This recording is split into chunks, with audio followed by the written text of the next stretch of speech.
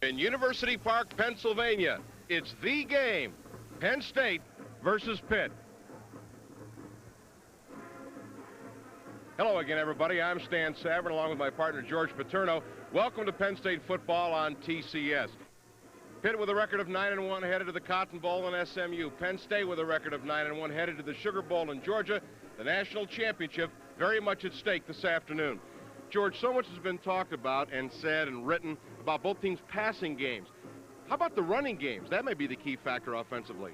They very well could be, Stan. I think what's going to happen today, both teams will neutralize the other team's passing games. The only thing that should be effective today passing is short stuff to the tight end and the backs coming out of the backfield. I think Penn State has an edge with the running backs of Warner and Williams, and that certainly could be the deciding factor. And as always in any football game, especially a big one, the kicking games. Specialty teams usually are the margin of victory when two great teams get together, and I see no reason why that shouldn't happen today. Just like you, we've been waiting all year long for this one. Sit back, relax, and enjoy. Penn State versus Pitt. We'll be back in a moment.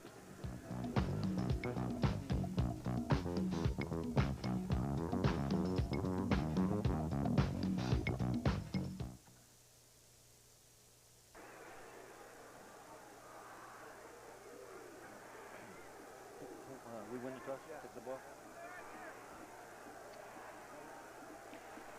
An overfull crowd of nearly 85,000 fans at Beaver Stadium on hand to watch the fifth-ranked Pitt Panthers 9-1 against the second-ranked Nittany Lions of Penn State, also with a record of 9-1. It's 40 degrees in State College. Wind will be out of the south-southwest, meaning left to right at 7 to 14 miles an hour, perhaps not as bad as we thought. Penn State has won the toss. They have elected to receive. George, any final thoughts? I just noticed that Joe Paterno took the ball. He's worried about bad weather coming down the pike later and wants to get that football. The weather forecast does call for rain and or snow flurries later on in the afternoon. They didn't give a specific time, so maybe with the weather forecast and bad weather on the way, wanted to get on the board early and get the board.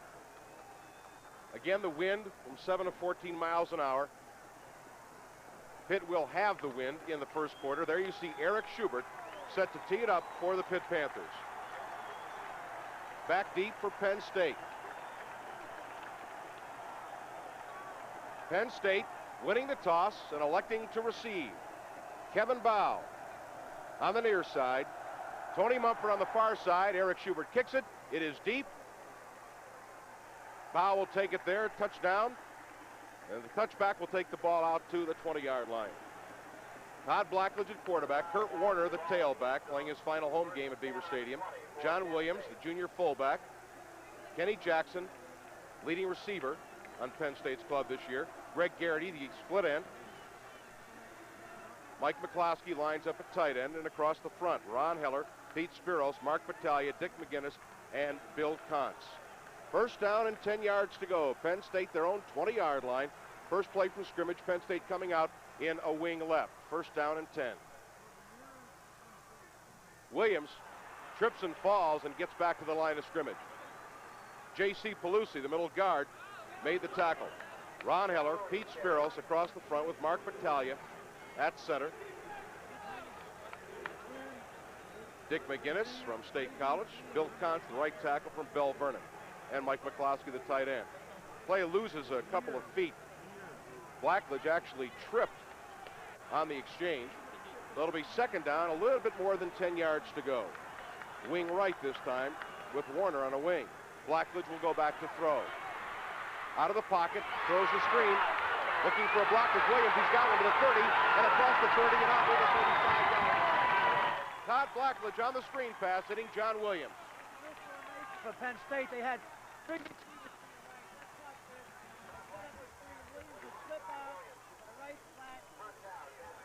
Good timing on the play. Makes it upfield. Good block by Spirit coming across. Gets to the outside. Warner leads up. First down, Penn State. It's a gain of 13 yards. Penn State's initial first down of the game. First down and 10 yards to go. Ball on the far side hash mark. Kurt Warner cutting up across the 35 and out to the 38-yard line. Kurt Warner picking his way nicely off right tackle for a 5-yard gain. Yogi Jones, the leading tackler on Pitt's defense, makes the stop, but not before Warner gets 5. Across the front for Pitt, Michael Brooks, Dave Pizzoli, J.C. Pelusi, the nose guard, Bill Moss, and Al Wenglikowski, right defensive end. Grayneck and Jones, the linebackers. Hill, Short, Flynn, Lewis in the defensive secondary. 2nd down and 5, Penn State. Blackledge, play fake, and back to throw. Out the flat, incomplete. Intended for John Williams. Not a well-thrown ball. Pelusi, moving laterally down the line of scrimmage, had the coverage on Williams. And number 50, Brooks, the defensive end, he was out there also. Penn State and Pitt play 2 different types of defense. Pitt's much more aggressive, and Penn State plays a little bit more cautiously, keeping the ball in front of him. Passing down coming up. Let's see if Pitt puts the blitz on. Pitt has 50 sacks in 10 games. That is an astounding figure. They had 10 of them against Tony Eason in Illinois. 3rd down and 5 yards to go. Blackledge, the rush is on. He looks, throws over the middle, and is caught by Williams. Gets to the outside. He's got a blocker ahead.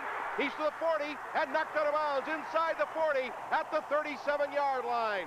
Rich Grayneck finally knocked him out of bounds, but Todd Blackledge on the scramble hits Williams for a big gain. Well, Stan, they did put the blitz on. They blitzed the 2 inside linebackers. Todd Blackledge rolled out of the pocket to his left, found Jonathan Williams on the outlet pass over the middle. Williams cuts to the outside, trying to pick up his blockers. Turns it into a big 1st down. The gain is 25 yards.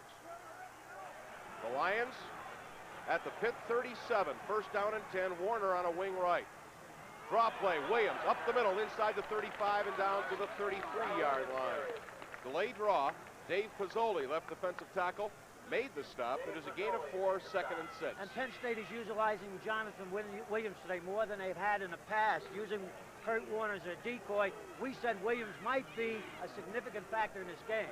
Williams came into the game, George, with 551 yards rushing and an excellent per carry average of 5.3, actually a little bit better than Kurt Warner's. 2nd down and 6. Penn State at the Pitt 33. Slot to the right, Jackson left, and Garrity right. Blackledge looking, throwing the home run ball, and it is intercepted in the end zone. Pete Short coming up with the interception. Blackledge looking deep and Short with the interception. Well, Todd forces his ball. He was looking for Mike McCloskey, number 81, the tight end. But McCloskey and Jackson are in the same area. As you see, Jackson coming off to the right of your screen. It was excellent pass defense by Pitt. Nice interception by Short, number 29. Pete Short is a senior, 6'2", 204, from Aliquippa, Pennsylvania. He is a senior. Came across, playing his strong safety position nicely, picked it off. So the first turnover of the game is given to Penn State. Here come the Panthers. 1st down and 10 at their own 20. Joe McCall and Brian Thomas in the backfield. It's Thomas, got a big hole across the 25 and out across the 30 to the 31-yard line. Dan Marino, the senior quarterback. Joe McCall lining up at fullback. Brian Thomas, who just carried the ball for 11 and a 1st down, is the tailback. Dwight Collins, one of the wideouts, number 32. The other wideout, Julius Dawkins. There's Pete Short, who made the interception. Thomas came into the game with 743 yards rushing, an average of 4.2. 1st down and 10 Pitt. Thomas again, up the middle, 35-yard line. Brian Thomas, a hard-running senior tailback, picks up 5. Jimbo Covert, All-American left tackle. Rob Fade, the left guard. The center is Jim Sweeney. Ron Sampson, right guard. The right tackle is sophomore, and an All-American at that is a sophomore, Bill Fralick. Tight end, Clint Wilson. John Brown, the starting tight end, hurt his knee over a month ago. He will not play today. It looks like Pitt coming out trying to establish a running game, and they'll set up their passing game off their running game. Pitt is going to get hit with a penalty here. There's only 2 seconds left to go on the clock. He didn't make it, I don't believe. Let's see. No, he did make it. They're going to get the timeout. There was 1 second to go on the 25-second clock. Well, Marino But didn't like what he saw, and it took a little too long, and he kept himself from getting a penalty. There's a timeout of the action. The score, Penn State nothing, Pitt nothing. We'll be back right after this. Reed from Lancaster, Pennsylvania. Robert Hagrid Jr. Raymond Schuyler from Pittsburgh. And Kathy Davis. Please report to the first aid room under the west end. Bob Reed from Lancaster. Edit cue number 1. After Pitt intercepted a Penn State pass in the end zone, the Panthers have the ball.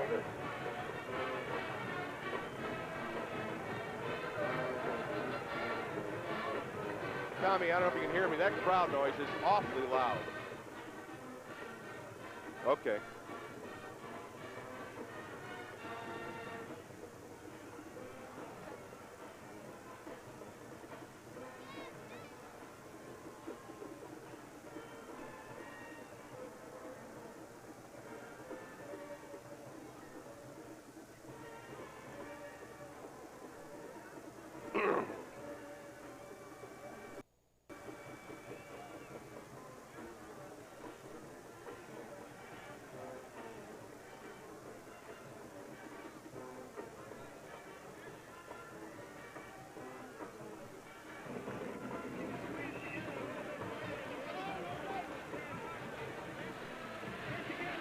Pitt calling timeout to avoid a 5-yard penalty. Comes to the line of scrimmage.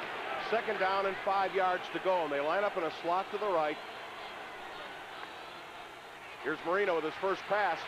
Screen to Thomas. Gets a block across the 35 and out to the 38-yard line. Harry Hamilton, the hero, came in to make the tackle. The gain is 2. It'll be 3rd down and 3. That's a play very similar to the one that Penn State ran to Jonathan Williams. They put 2 wide outs to one side. Dawkins and Collins cleared the area, and they went to the screen to Thomas. Well defended. With all the talk about the Pitt passing attack, Brian Thomas is the leading receiver on the Panthers. There you see the Penn State defense, and they have a 3rd down challenge here on 3rd down and 3 yards to go.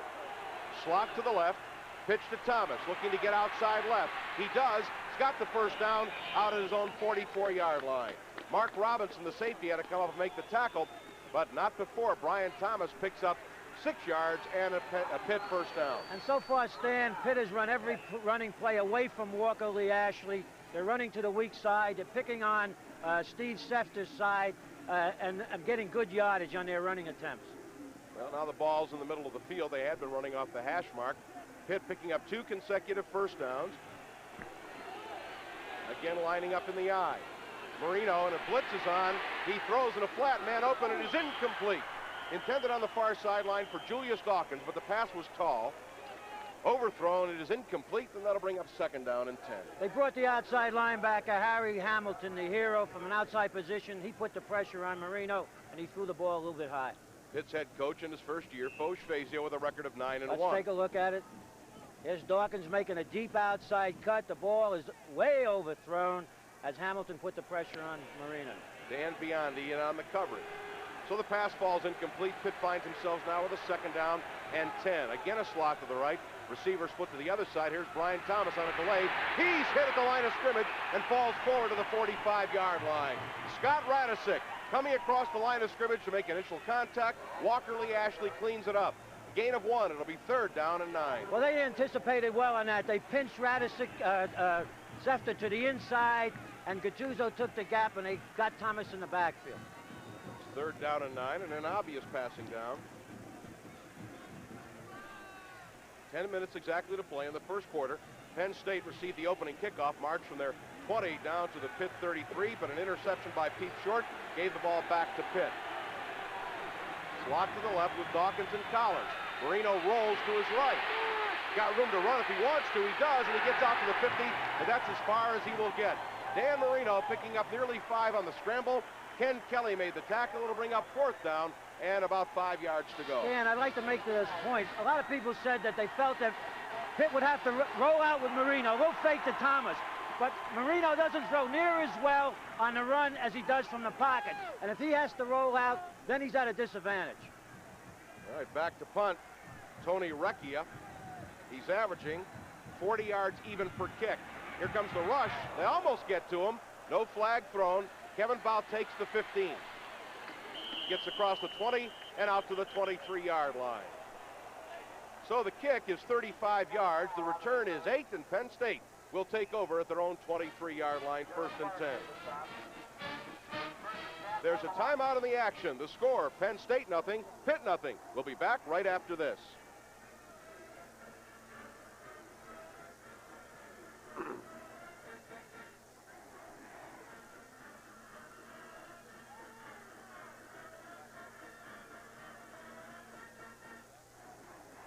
Edit cue number 2. After the Panthers intercepted a Lions pass, move for 2 first downs. Take 2. Edit cue number 2, take 2. After the Panthers intercepted a Lions pass and moved for 2 first downs, the Penn State defense stiffened, forced a punt, and Penn State has the ball. 2 for 4, okay.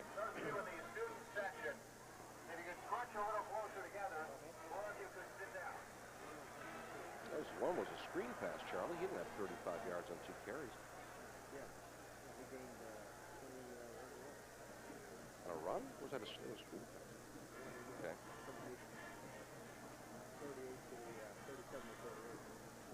Got the same stats down here.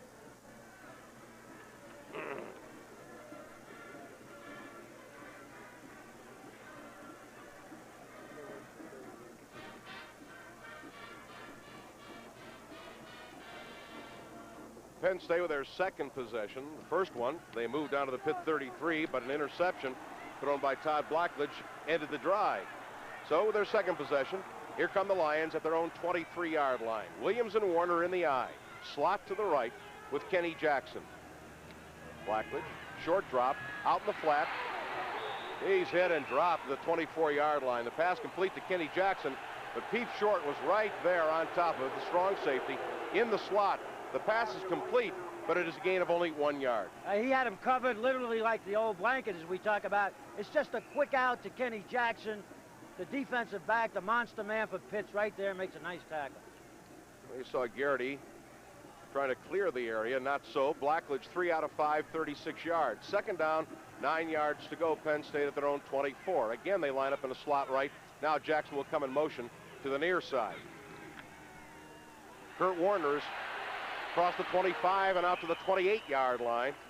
Warner picking up 4 yards. Rich Kranek, the inside linebacker, makes the tackle. So it'll bring up 3rd down and 5 yards to go. Stan, that's the first time Penn State's used motion. Last year, by using motion, they created different situations on Pitt's defense that gave them a lot of trouble. They forced them into man-to-man coverage, and they hit Jackson for 2 touchdowns last year. Let's see what happens. See how Pitt plays their motion today. This time they'll come out in a pro set with a slot to the right. Warner and Williams split on 3rd and 5. Here's Blackledge. Warner's open in the flat, but he throws over the middle. It is overthrown for Greg Garrity. Incomplete. Warner wide open in the flat, but Blackledge went over the middle to Garrity. He was also open, but the ball was too high. This is what they're going to have to do, though. They're going to have to get their short passing game going and put together a series of first downs.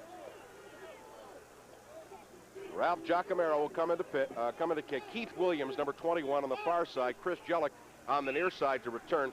Ralph Giacomero averaging 40.5 yards per punt this year. Jellick averaging 7 yards a return. Williams 17.7. Giacomero's kick is a beauty. Williams all the way back at his 16-yard line. Comes upfield. He's got a wall on the far sideline. He's to the 50. Still on his feet. He's tackled from behind at the 22-yard line. Chris Sidnor finally got him. Keith Williams, with a punt return, has put Pitt in position to score. Dan, that's an example of out-kicking your coverage. Williams got the ball real deep, got a chance to get up in the alley to the right. Gets a great kick-out block. Makes Wait a nice minute. cut. Wait a minute.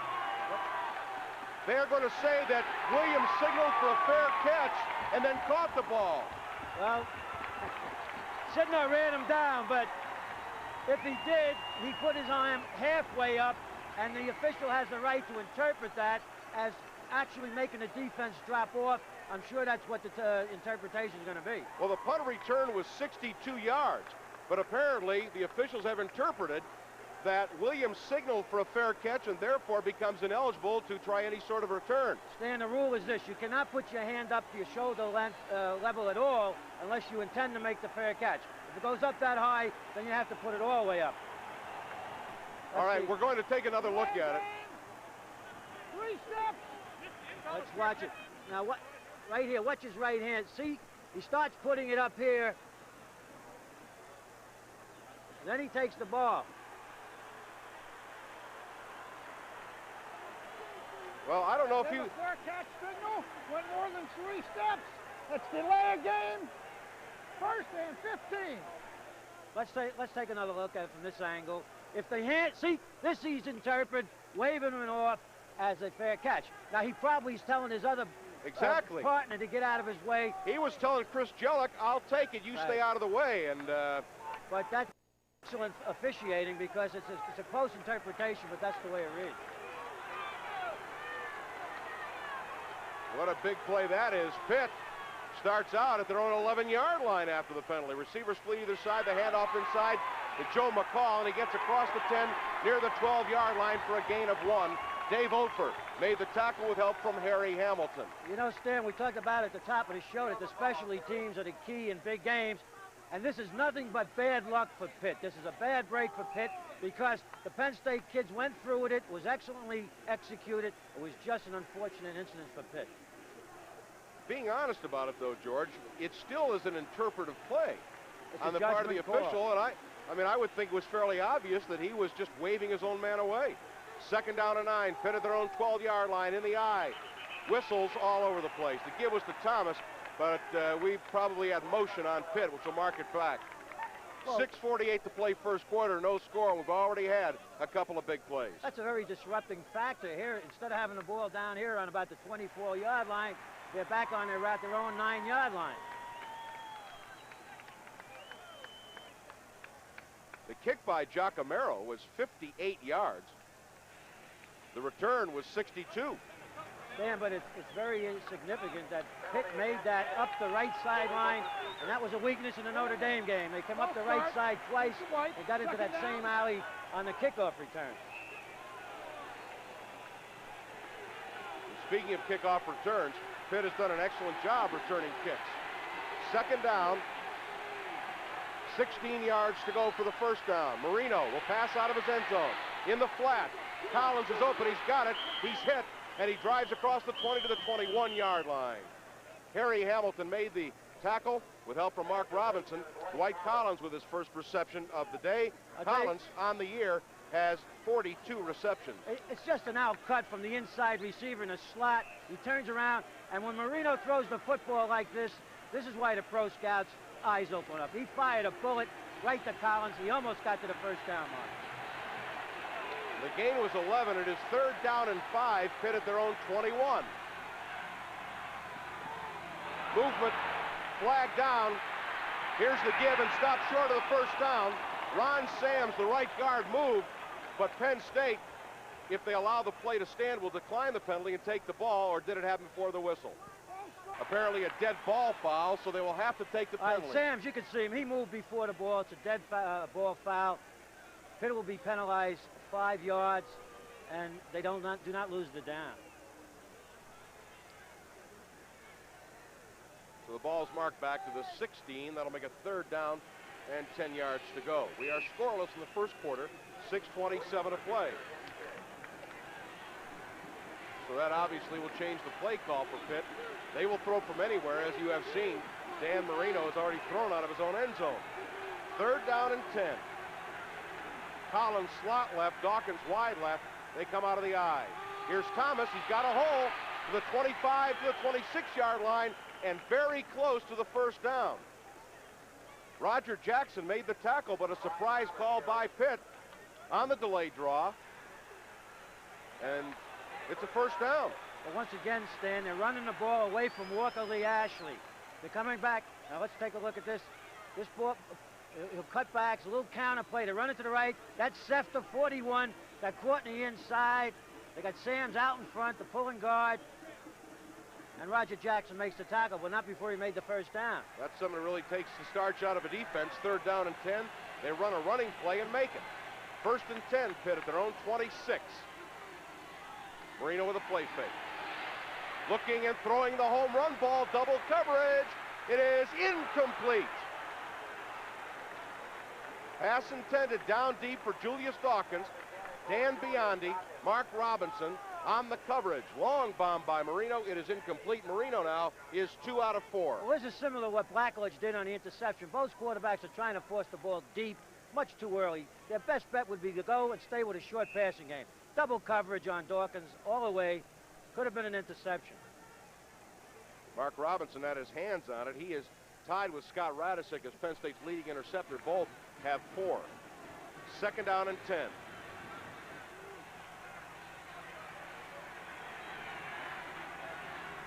Slot left. Play fake and Marino rolls. Throws, and it is caught up at the 37-yard line by Dwight Collins. Dan Biondi made the tackle, although Collins was already down, so no tackle was necessary. The gain is 12 out to the 38 and the first down. All right, now they got Marino rolling out. It's pretty well defended, and this is a tough pass to throw for a right-hander going to his left, across his body, gets enough zip on it to get Collins on an out pattern. Good reception. Pitt has moved from inside its own 10 out to the 38-yard line. 5 minutes to play, first quarter, no score. McCall, right guard, got a big hole to the 50 into Penn State territory at the 47. Roger Jackson and Mark Robinson made the tackle, but Joe McCall picking up 15 yards and a first down for Pitt. That's a good call. This is just a quick fullback. Watch the fullback trap. But he makes a nice cut. Radisick, number 97, over pursued to his right. McCall found some daylight, made a nice gain. Tackled by Robinson, number 32. And a good block by Rob Fade, the left guard on Dave Papenroth, which really cleared it open. First down and 10. Pitt in Penn State territory for the first time. Here's Thomas, right tackle, drives forward inside the 45 to the 43-yard line. Brian Thomas running hard, picks up 4. Dave Papenroth and Greg Gattuso make the tackle. George, interesting matchup. Greg Gattuso lining up nose-nose with Jim Sweeney. They are boyhood friends. They grew up together. They played grade school football together. They're very close friends, and they're eyeball to eyeball this afternoon. And Sweeney's getting a little bit better of it right now, but that's a massive offensive line that Pitt has. Those two tackles, Covert and Freilich, are as big as any in the country. Second down and 6. Slot right. Marino back to throw.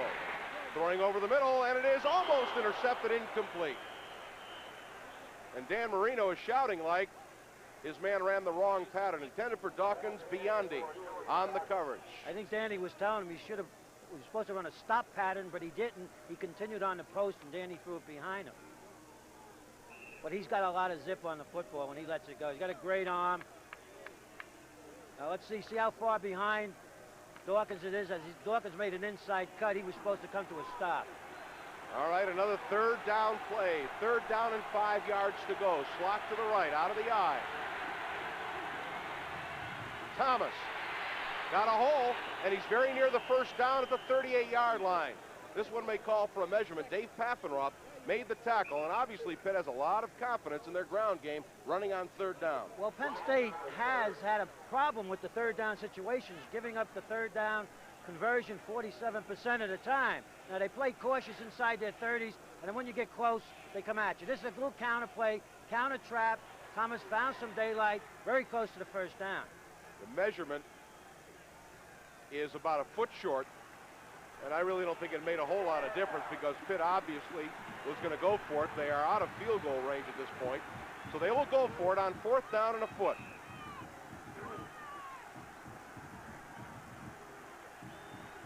Brian Thomas with 7 carries, 44 yards, third down and a foot. And now Pitt is going to have to call another timeout because they brought in an extra offensive guard, Paul Dunn, and that seemed to confuse the lineup. There's a timeout on the action. The score, Pitt nothing, Penn State nothing. We'll be back right after this.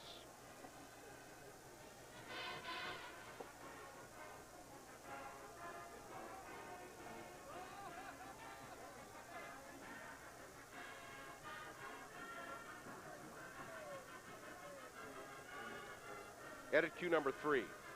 After the Lions couldn't move on their second possession, it's 4th down, and Giacomo will punt.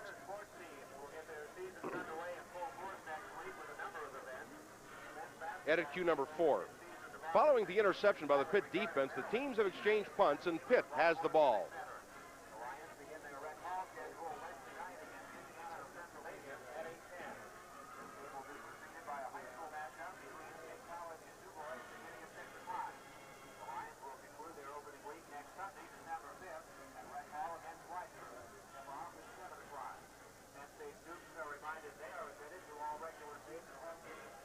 Where'd this drive start? The 11 or the 16? 16.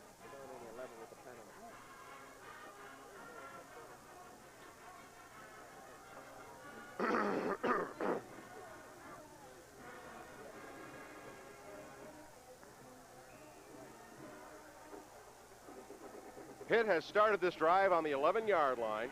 They are now at the Penn State 38, 4th down, and 1 foot to go.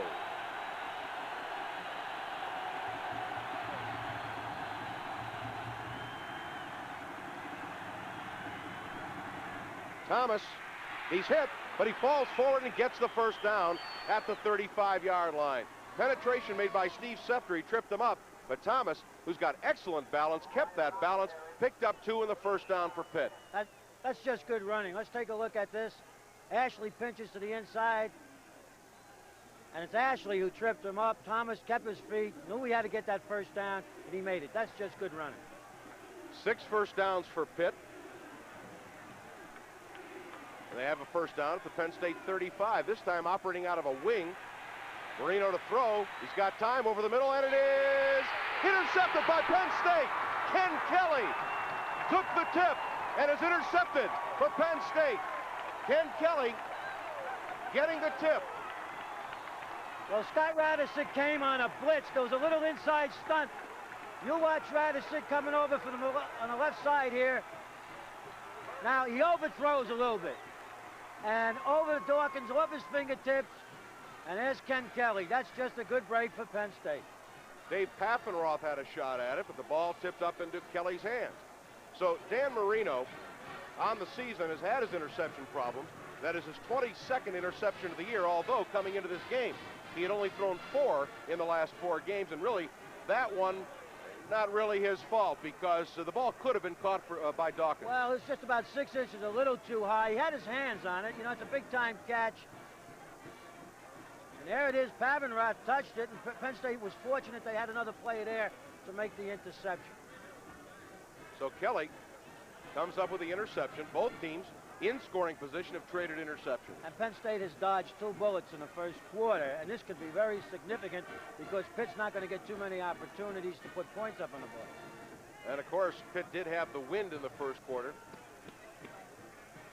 Still do. 2:58 to play. Well, there he is, the New Jersey Devil.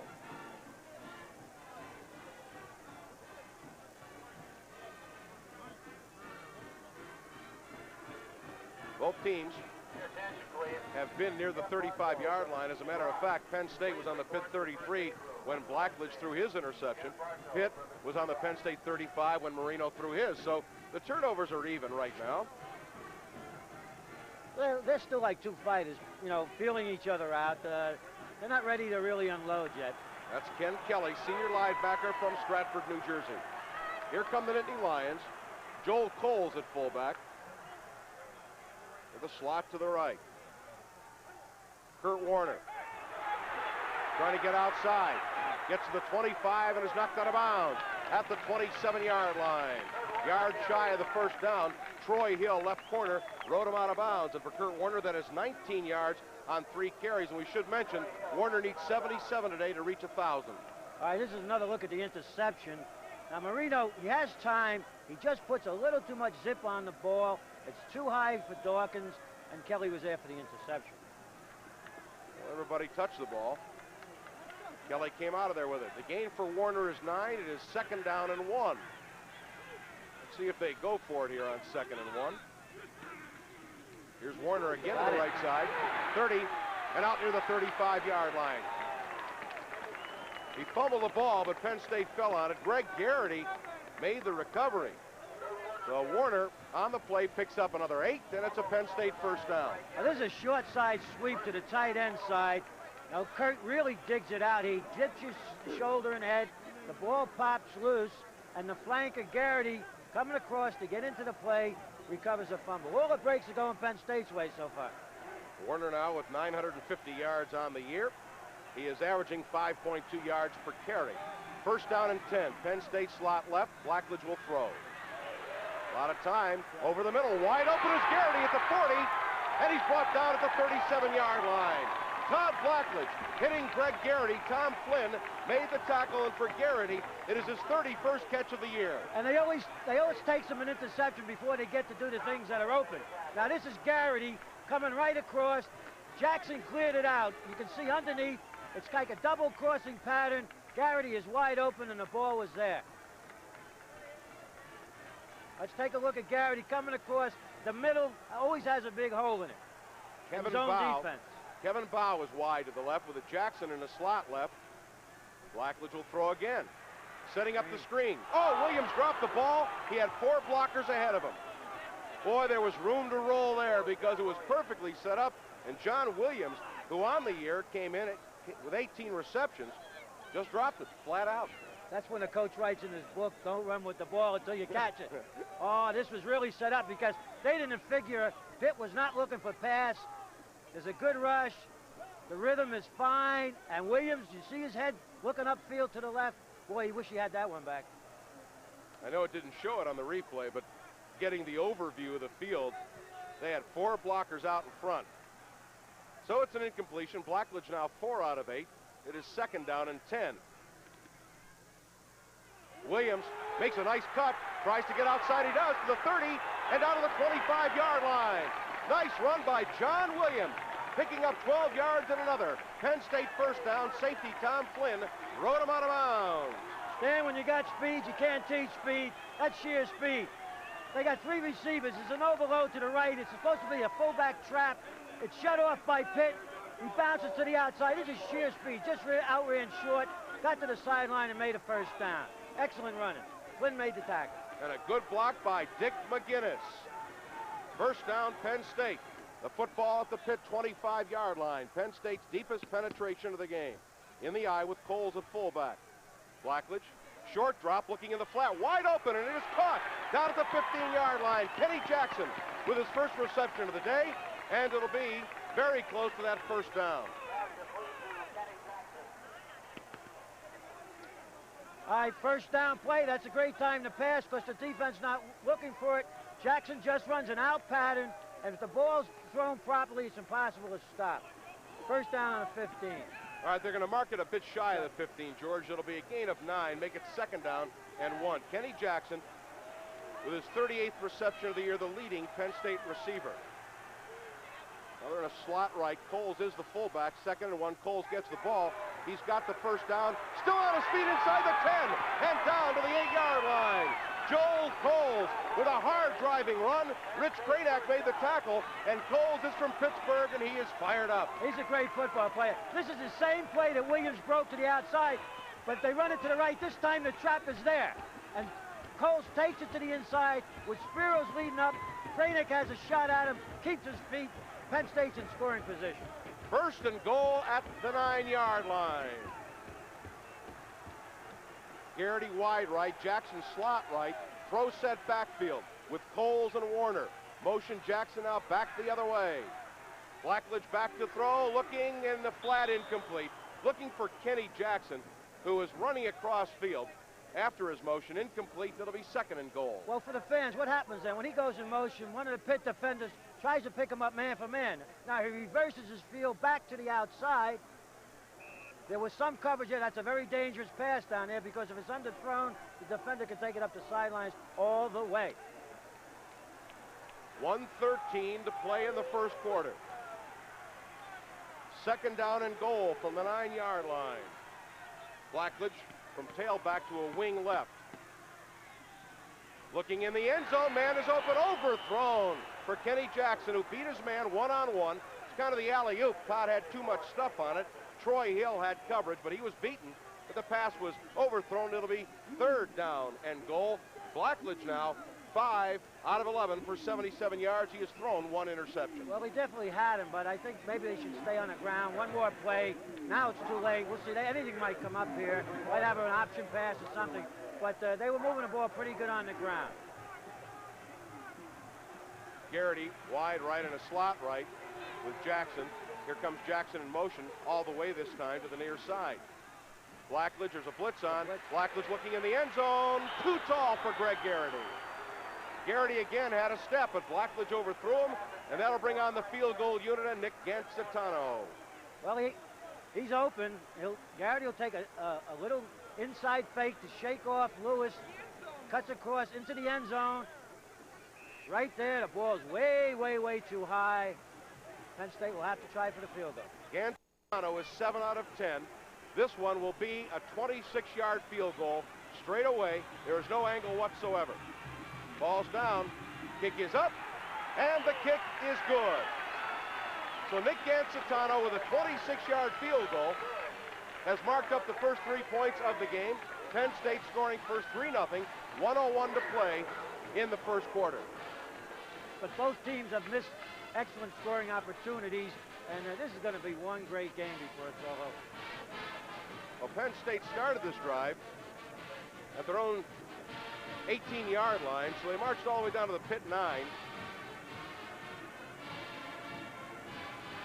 74-yard drive, 10 plays, ending up in the 26-yarder by Gancitano, who is now 8 out of 11 on field goals this year. Well, Penn State with a 1st and goal at the 9-yard line certainly want to put it in the end zone and have their opportunities. You know, George, on the 3rd down pass, actually the coverage by Hill was much better than at least I originally saw when we watched the replay. He was in pretty good shape there. He was there, but a well-thrown ball could have been caught. I mean, Garrity definitely had a step to the inside on him. Massimo Manca will kick it off for Penn State. Back deep. Barry Compton on the near side. Darnell Stone on the far side. Stone averaging 18.2 yards per return. It's a squibber coming up to Pitt and across the 30 and out to the 33-yard line. Picked up by a lineman down there. Rogers Alexander made the stop on Caesar Aldisert, who is the backup linebacker, a sophomore from Mount Lebanon, Pennsylvania. So against the wind, Joe Paterno calls for the squib. But Pitt does get good field position to the 33, 74 yards, 10 plays, took a minute 57. Penn State having to settle for a 26-yarder by Gancitano to give them the lead. Pitt with the ball at their own 33, and Marino will throw. Out in the flat, it is almost intercepted. Harry Hamilton had his hands on it, but he was falling backwards as the pass intended was underthrown. Well, what's happening really, that both teams are changing defensive coverages. This time, he tries to go back to Dawkins on an out pattern. Hamilton dropped off, got underneath. It's actually double coverage. That's Harry Hamilton taking the inside with Biondi deep. Both quarterbacks are having trouble reading the defenses right now. And this is what Penn State wanted to do. They said you can't give a quarterback as great as Marino the same look all the time. You've got to change. Thomas got a hole again. Up the middle across the 35 and out to the 38-yard line. Harry Hamilton made the tackle, and Pitt is having great success, George, with the traps and delays.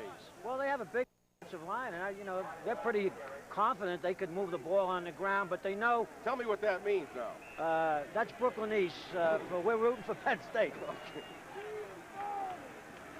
It's either a play or whoever wrote it is very cold and his hand is shaking. That's a little trap, come around type of block.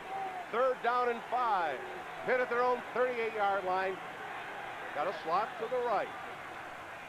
Marino will roll. Got a lot of time, throws out in the flat. Wide open is Collins, and he's got the ball had for a 1st down at the Penn State 49-yard line. Well, that's an effective play. They hit it to the other side before. What happens when Marino rolls out, the linebacker has to come up now to make sure he doesn't run with the football. That takes the undercover away, and in this particular case, Collins just makes an out move as Dawkins clears out. The ball is right there. It's very well executed. Marino now 4 out of 9 for 41 yards.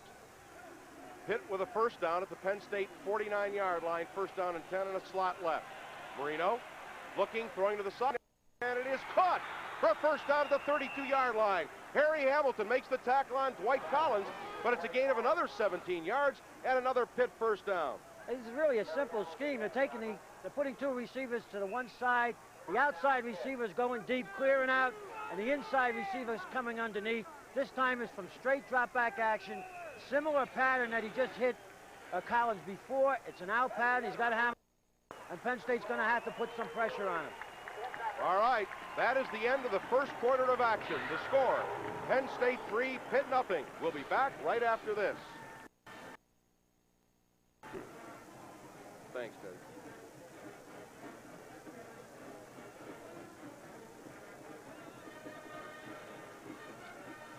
There was no further scoring, and the first quarter ended with the score, Penn State 3, Pitt nothing. We'll be back right after this.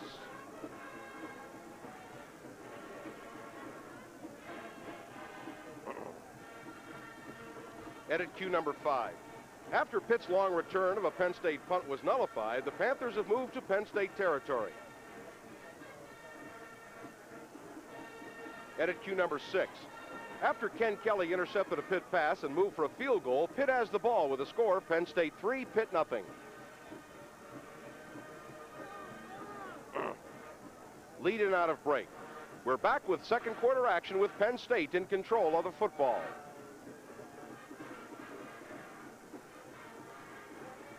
Lead in out of break.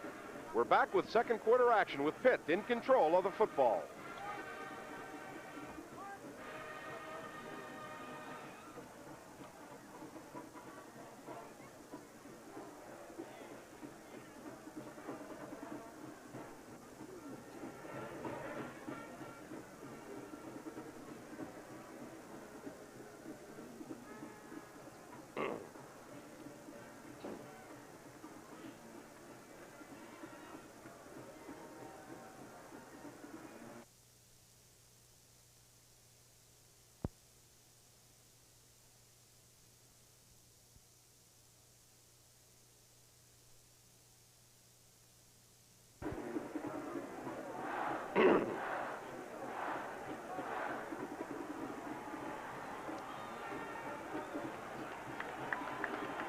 Starting the second quarter, Pitt, first down and 10 at the Penn State 31-yard line. They've got Thomas in a slot left, receivers, 3 of them split, 1 left, 2 right. Here's Joe McCall. He's hit at the line of scrimmage, gets away, and dives inside the 30 down to the 28-yard line. Tough run by Joe McCall. Dave Papenroth and Joe Hines made the tackle. The gain is 3. It'll be second down and 7 yards to go. That was a form of a spread formation. 2 wide receivers on both sides, and they tried to run the fullback counter trap, but Papenroth was there. Penn State was not fooled. In the first quarter, Pitt with a total of 131 yards, Penn State 127, and this game was... Can't get any more even than that. Picked is even. Time of possession, Pitt with a big advantage there. Second down and 8. And they give us to Thomas. He's hit, and he falls down to the 26-yard line. Nice play by Mike Zordich, who is in there for Harry Hamilton, or rather for Ken Kelly. He's playing a linebacker, not the hero. Well, Penn State guessed right that particular time. They've been burned a few times on second and long passing situations with Pitt running the ball. Obviously, he came down from upstairs. They put a little bit of a blitz on there. Third down, 5 yards to go. And they're in that spread formation again. Marino calling an audible at the line of scrimmage. Third down and 5. Marino rushed out of there. Ball tossed in the end zone, and it is incomplete. Everybody was jump ball time. Everybody had a shot. Mark Robinson, actually the last man who had a chance, and that will set up a field goal attempt, or an apparent one anyway, for Pitt. Stan, give credit to Walker Lee Ashley on this. They got a little stunt to the inside. That's Papenroth, the linebacker. Hines, the tackle. Marino decides to roll out. Ashley plays off the block of Freilich, chases Marino with enough speed to make him throw the ball without any velocity, and the Penn State defenders were there. That's Walker Lee Ashley's play all the way. Eric Schubert to attempt a 44-yard field goal. He's 9 out of 16 on the year. The kick is up, and it is no good. Wide left. Oh, Eric Schubert attempting a 44-yarder is wide left. and Penn State will take over at their own 27-yard line. There's a timeout in the action. The score, Penn State 3, Pitt nothing. We'll be back right after this.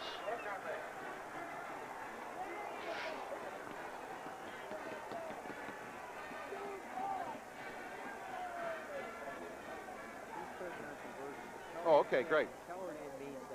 Okay, thanks, Charlie. That's good. I like that.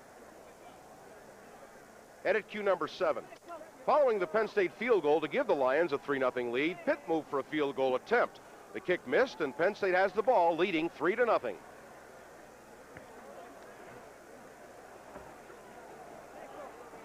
I don't know about me and George, but Mr. Rickens is on the ball today.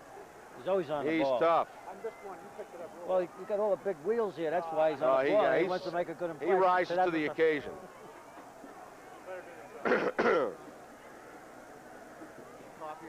Yeah, give me some coffee.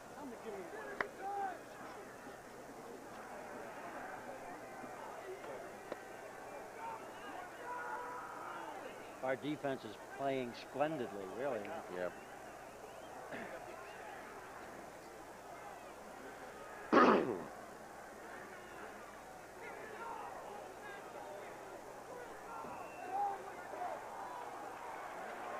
.13:34 to play in the first half. Penn State at their own 27, and they will have the wind at their back for the first time on offense. Here's Kurt Warner. Gets a block. 35, outside of the 40, 45, and run out of bounds at the 47-yard line. Kurt Warner with a 20-yard pickup and a Penn State first down. This is a counter play. There's an awful lot of guessing in football. Pitt goes to an inside stunt, and the play goes to the outside. He gets a heck of a block. They pulled the center, Battaglia, on that because Pitt went to an even defense. Good running by Kurt Warner. Battaglia blew out Michael Brooks. What's that cut? All great backs can cut quickly on a dime. First down and 10 after the 20-yard gain by Kurt Warner.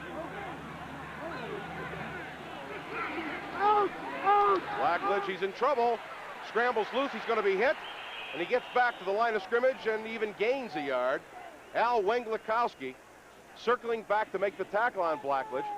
Give Blackledge a gain of, I don't know, do we measure in centimeters? Well, let's call it a gain of 1 and call it second out of 9. I'm sure a lot of people are saying, why are they throwing the ball when they're running so much? Well, the reason why they're running well is because they have been mixing it up. And against a great defensive team like Pitt, you got to do the unexpected. Pitt is in the top 5 in the country overall defensively and second in the nation against the rush. They've given up only 82 yards a game on the ground.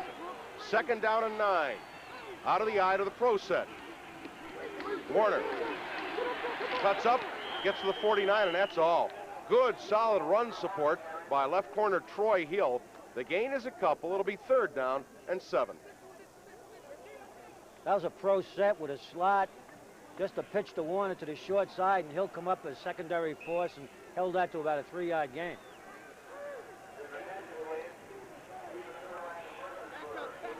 Penn State, 3 out of 5 in third down conversions.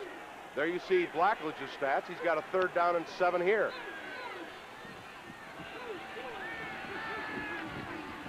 Here comes the rush.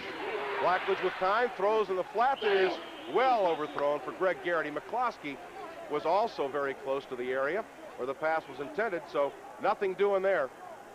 A lot of pressure from Paluzzi and Wenglikowski on that particular play. That was a double out where they take the undercover out with the underneath man and try to get it to the deep man. Garrity. It was not well thrown. Jellick and Williams back to receive the punt by Giacomero. 1 punt today, 58 yards.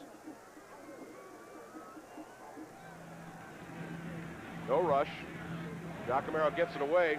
Coming up kind of short. Jellick. He snowed under at his 14-yard line. No return at all. Ralph Giacomero with a 37-yard punt. No return. John Walter made the tackle for Penn State. There's a timeout in the action. The score, Penn State 3, Pitt nothing. We'll be back right after this.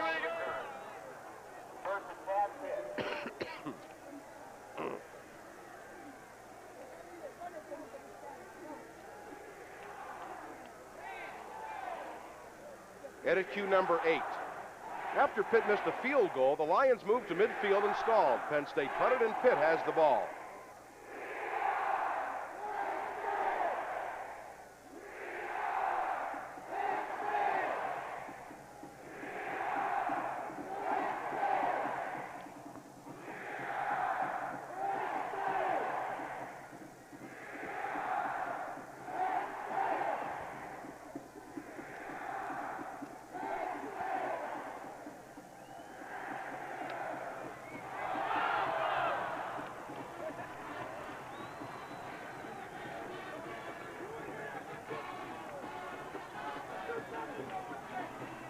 Where's my corner?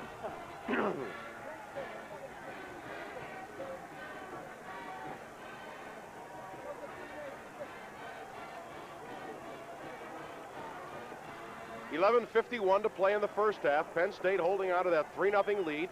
The points coming on a 26-yard field goal by Nick Gancitano. Dan Marino, 5 out of 11 for 58 yards, no touchdowns, 1 interception. Brings Pitt to the line of scrimmage on 1st and 10, just shy of their 15.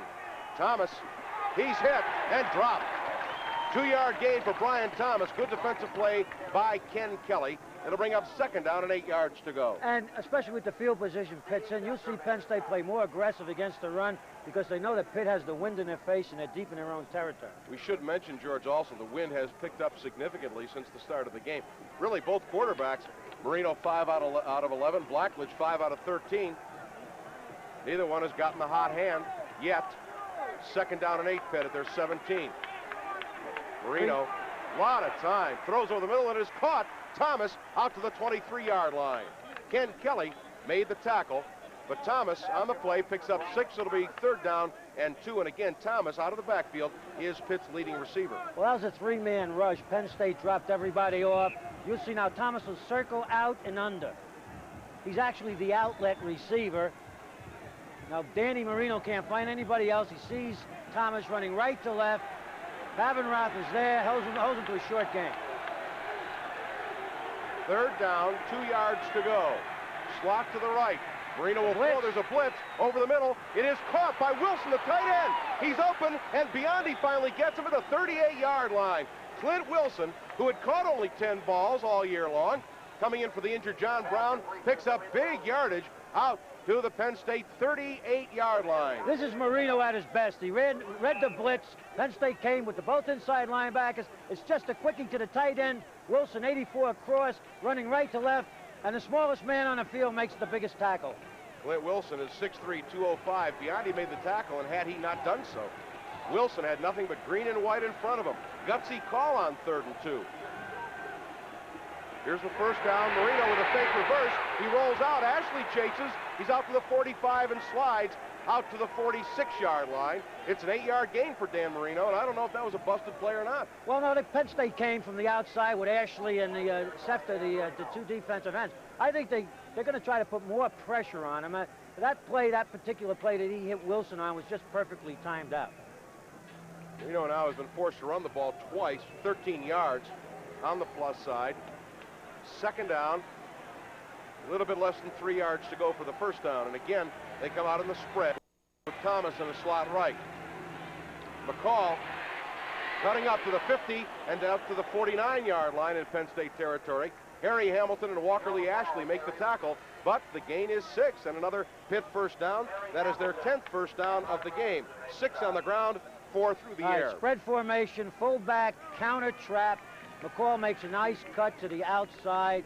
It was a passing situation. They ran the ball and they made the 1st down. Well, the game running pretty much true to form. Penn State's defense giving up yardage, but they have not allowed Pitt to score. 1st down and 10. Pitt at the Penn State 49. Marino's finally forced to throw quickly. Gets out to Thomas. The 45 tries to make a move and does make a move and gets down to the 48. Knocked out of bounds by Ken Kelly. Steve Schefter put the rush on Marino, but Marino coolly standing back. He gets a gain out of 9, so it'll be 2nd down and 1. Well, this time it's a 3 or 4-man rush. Penn State's dropping everybody off into the lanes. There's nobody open. Danny rolls to his left. He finds Thomas is a safety valve. He's told to go down about 5, just stop, and you wait for the ball in case nobody else is open. That's good tough running there by Brian Thomas because Kelly hit him and he fell forward for 3, and they will measure for the first down. Going to be a little bit short. It'll be second down in just inches. 9:01 to play in the half. Pitt moving the ball very well against the wind now. In the past, Dan, Marino in this situation likes to go deep. Marino now 8 out of 14 for 88 yards. Couple inches shy, 2nd and 1, and of course you can gamble here. Pitt very confident in their running game, and they have done well thus far. For example, Brian Thomas, 56 yards and 11 carries. Second down, very short yardage. Barry Compton splits wide left, a slot to the right with Dawkins and Collins. Marino will throw, the rush is on, Harris misses him. Marino can run, he's got a lot of room. He does, nice move to the 35 and down to the 31-yard line. Marino running more than he has all year long. Scott Radisick made the tackle. Al Harris came on the blitz but couldn't bring him down. It's another Pitt first down, they're 12. Well, Stan, Joe Paterno got gray hair on that one. Harris had him clean, and he violated a cardinal sin. You got to keep the ball to the inside shoulder, keep the ball carried to the inside shoulder. He gets caught. Let's watch Harris to the left. He gets caught a little too close to the inside. Marino sees him, steps outside of him, puts the defensive secondary in a bind, and makes a nice gain out of it. Good on the march. First down and 10 at the 31. McCall hit at the line of scrimmage and stopped for no gain. What a shot by Dave Pappenroth. No gain on the play. It'll be second down. No gain on the play. It'll be second down and 10. Both teams, when they get near their own 30, the other opponent's 30, kind of get stymied a little bit. They don't seem to have the knockout punch. Once again, Penn goes to McCall on the first down, trying to run it. Pappenroth's right there, puts him down. Pappenroth defeated the block of tight end Clint Wilson, stripped his man, and got the ball carried. Slot left on second down and 10. Marino throws over the middle, and it is caught by Compton for a first down at the Penn State 12. Barry Compton, injured almost all year long, and Dan Marino took a shot after he released the pass. Well, that was a great catch. That's the best catch of the day, and Marino unfortunately got hit as he was throwing the football. You'll see Compton coming from the left of your screen. It's a crossing pattern. Marino really zips it, but the ball is thrown behind Compton. He adjusts his body to the ball. It's a super catch, turning completely around. He didn't get punished, but the quarterback did. Strange things happen in football. Barry Compton had a severely torn hamstring. He missed the first 6-7 games of the year. Let's see if we can see how Marino gets hit. It's Ashley. Good clean hit as he threw the ball coming from behind. He fell on his hand. I think it's his left hand, George, and he fell on it as he went down. It really wasn't from the hit. It's where he fell, and he looks to be in an awful lot of pain. Well, I hate to say it, it looks like a sprained or a possibly busted left wrist. Once again, that's Ashley coming from the outside, his defensive end position. He eventually keeps coming. He beats the block of Covert, 75. Now Marino's got his eyes upfield where he should. Takes the hit from behind. Watch the left hand come under him. And that's where the injury seems to be. Unfortunate time because Marino had hit his last 4 passes in a row. 9 out of 15, 108 yards. And one thing that's very significant, both teams are not the same teams without their quarterbacks. Oh, no they question both got lack of, not to use the word quality depth, but a lack of experience depth at the backup quarterbacks. In case you were wondering, the backup quarterback for Pitt is senior Dan Daniels, but he has thrown a grand total of 6 passes all year long, completing 2. It doesn't look good. Marino coming off. Let's see if we can get a shot. Of course, they'll have to... Well, Stan, regardless of whether he comes back in the game or not, it's a big emotional letdown for Pitt right now, and it's a big break for Penn State, if you want to call it that, because they're on the 11-yard line. They have an opportunity to get a touchdown here, and they got to come in with a new quarterback, and sometimes that's disconcerting. Well, if Marino's all right, he'll be back in the next play. It looked like he may have hit the nerve and his arm went dead for a while, his left arm. Danny Daniels at quarterback, I think it's a pretty safe bet that they'll run here with Daniels in at quarterback. Here comes Thomas. Trying to get outside, one-on-one, gets inside the 10 and down near the 8-yard line. Dan Biondi caught him in midair, but Thomas made really a very nice move to pick up 3 on the play, just inside the 9. It'll be 2nd down and 7. And there you see Marino. Look like he's clutching his left bicep. Well, he might have had a chair up there, but you know they're going to run in this situation, so does Penn State. But eventually Pitt will have to put the ball in the air, substitute quarterback or not. Well, Penn State really doesn't have to be concerned about a great deal here as far as offensive play selection. Thomas again gets outside, inside the 5 to the 4-yard line, and Penn State missing tackles. Roger Jackson tripped him up, but really it was more a matter of Thomas losing his balance. And that's just poor tackling. Now let's take a look. Ashley coming, I think, what are we going to see? I think we're going to see the injury again. Yes, this is Ashley coming. This is the hit again for the 3rd time. Pitt will go with an extra offensive lineman here as they bring Dawkins out of the game. It is 3rd down. Remember, they don't want to lose the opportunity to get a field goal either. 2 yards for the 1st down. Thomas, he's hit. He gets away, and he's going to go in for the touchdown. Penn State had him. It would have been a loss, and they would have had to go for the field goal, but more poor tackling. Roger Jackson missed it, and Pitt, without their number 1 quarterback, goes in on the 4-yard run by Brian Thomas. Got to give the credit to Thomas. They completely stymied Jackson coming from a corner blitz. He has done this in the past. He doesn't use his arms. Thomas bounced off Jackson's tackle. Kelly could not compensate. Touchdown for Pitt. 85 yards in 12 plays, a 4-yard run by Thomas. Well, Thomas just outran Kelly, but Roger Jackson had a clean shot at him in the backfield. Eric Schubert to attempt the extra point. It is up and good. Schubert, 36 out of 37 on the season. There's a timeout in the action. The score, Pitt 7, Penn State 3. We'll be back right after this.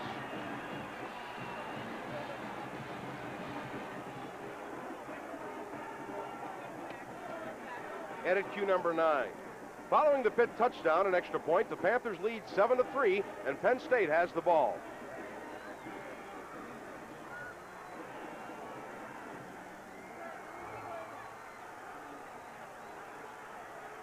You remember a play against Nebraska, Fryer, when they hit him on the post and Roger did the same thing? Roger and Robinson, yeah. They did not get his arms up, and they busted the tackle, and Fryer went for a touchdown, got Nebraska back into the football game.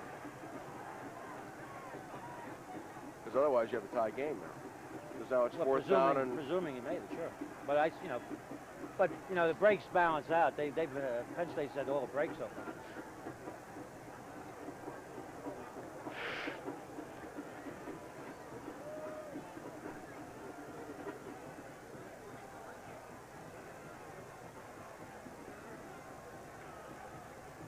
Nichols involved.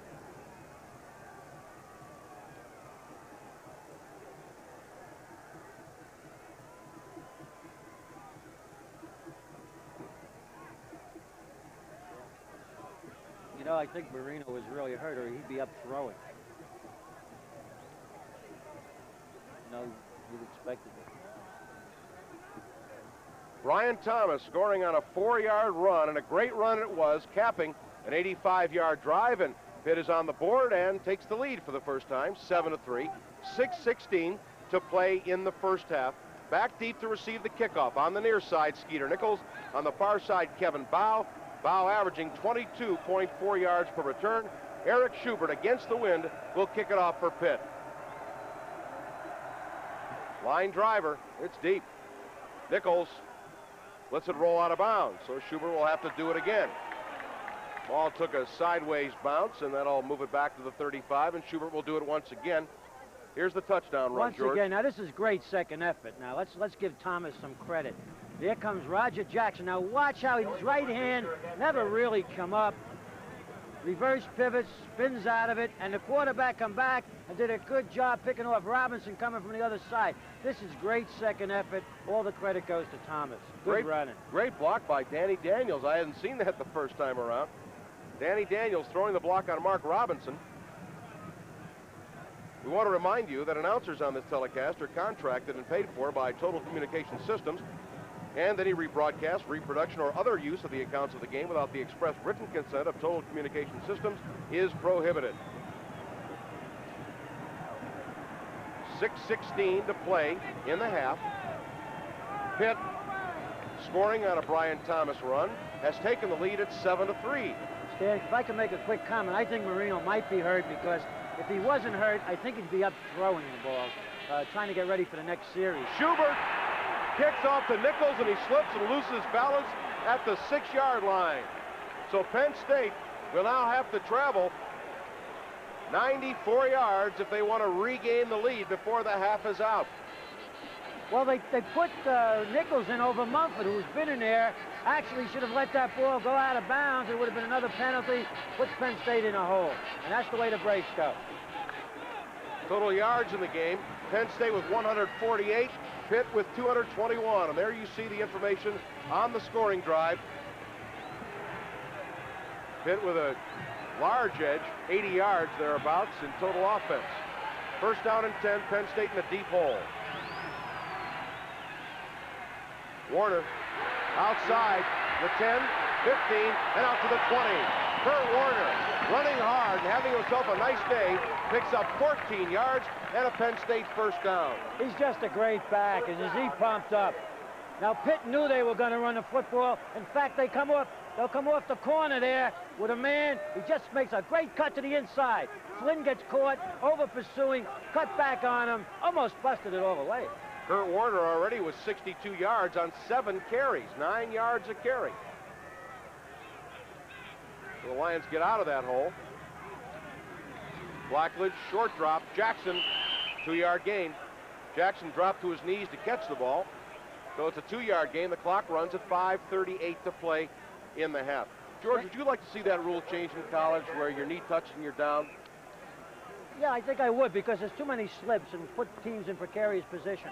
Now, what they're doing with Jackson, they're trying to get him out where he can run with the ball, but Pitt's jamming him. They're actually doing a man underneath and a zone behind him. I still say the tight end is going to be the key guy in this game because he's got to catch some short passes. Go to 2nd down and 8, Penn State. Warner again outside. He's got some room. Cuts upfield and gets across the 30 and out to the 34-yard line. A 12-yard gain for Kurt Warner. That gives him 74. He is now just 3 shy of 1,000. And he's saying, hey, give me the ball every play. Well, but what's making this effective are the 2 flanker backs. They have 2 wide receivers. They are both blocking superbly on the deep men. Now, right there, you see, I think it's Garrity and got to be Roger Jackson out there. Both of them are blocking on the corner for Kurt Warner. Give him a gain of 11 and make it first down and 10 at the 33-yard line. Kevin Bow wide right. There's a pitch wide to Coles. He gets a block. And he fumbles the football. Pitt is recovered. Joel Coles fumbles, and Michael Brooks recovers for Pitt. And they have the ball in Penn State territory just when Penn State started them on a drive. Well, that's the way it goes. They try to get some momentum. Joel Coles loses the ball. Penn State leading the nation in takeaways, fumble recoveries, has turned it over twice. It was just from that slot formation, fullback sweep. Once again, Loeb, 60s out front. The ball was stripped loose. First down and 10. And Marino's back in. Brian Thomas cannot get much. He gets the 42. Harry Hamilton made the tackle, and Dan Marino is back in at quarterback. 4:20 to play in the half. Penn State on a drive. Fumbles the football away. By the way, Pitt's turnover ratio is a -2 coming into the game. Penn State was a +19, so that has turned around. 2nd down. 9 yards to go. Slot to the left. Marino to throw. All the time in the world. It's unbelievable. Still nobody near him. Now he throws, and it is incomplete. Intended over the middle for Wilson, the tight end. Scott Radisson offered coverage. It's very difficult for a secondary to stay with receivers that long. Well, what's happening, they're only rushing 3 people, and they're trying to clog up the lanes That time he was forced to roll out. Ashley was there, come back to the other side. Now the receivers have to reroute themselves. It's not that easy to make a completion, but you have to change up once in a while. I wouldn't be surprised if Penn State comes back with a blitz. Well, this is a very big play. It is third down. 9 yards to go. If Penn State can get out of this without giving up any points, it's a big lift for them.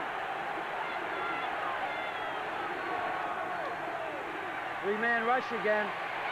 Marino throwing, incomplete. Intended over the middle for Brian Thomas, incomplete, and that'll force Pitt to punt the football. Well, I don't know whether it was because of the injury or what, but he threw that into a dead spot on the field. Now, Penn State, again, as I said before, rush 3. You got 8 people dropping off, taking all those lanes. It's hard to find a receiver.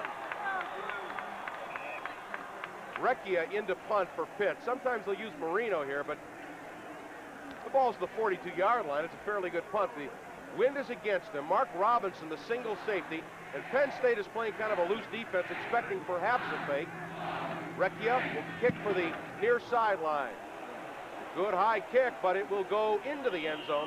A 42-yard kick, but he does not put Penn State in the hole that he had hoped for, and the Lions will have the ball at their 20 with 3:34 to play in the first half.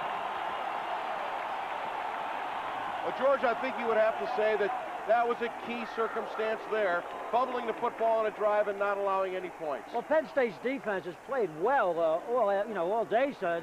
There was a one busted tackle, but within their own, the 20-yard lines, they've been excellent. Their offense is what sputtered a little bit here. They haven't been able to really get any continuity to it.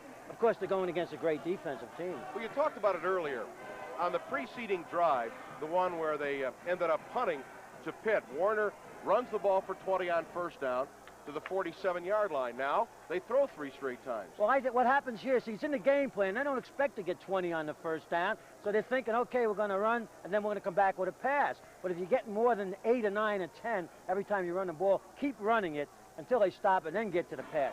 So that's a pre-game game plan that they're working right now. I'm sure at halftime to make the adjustment.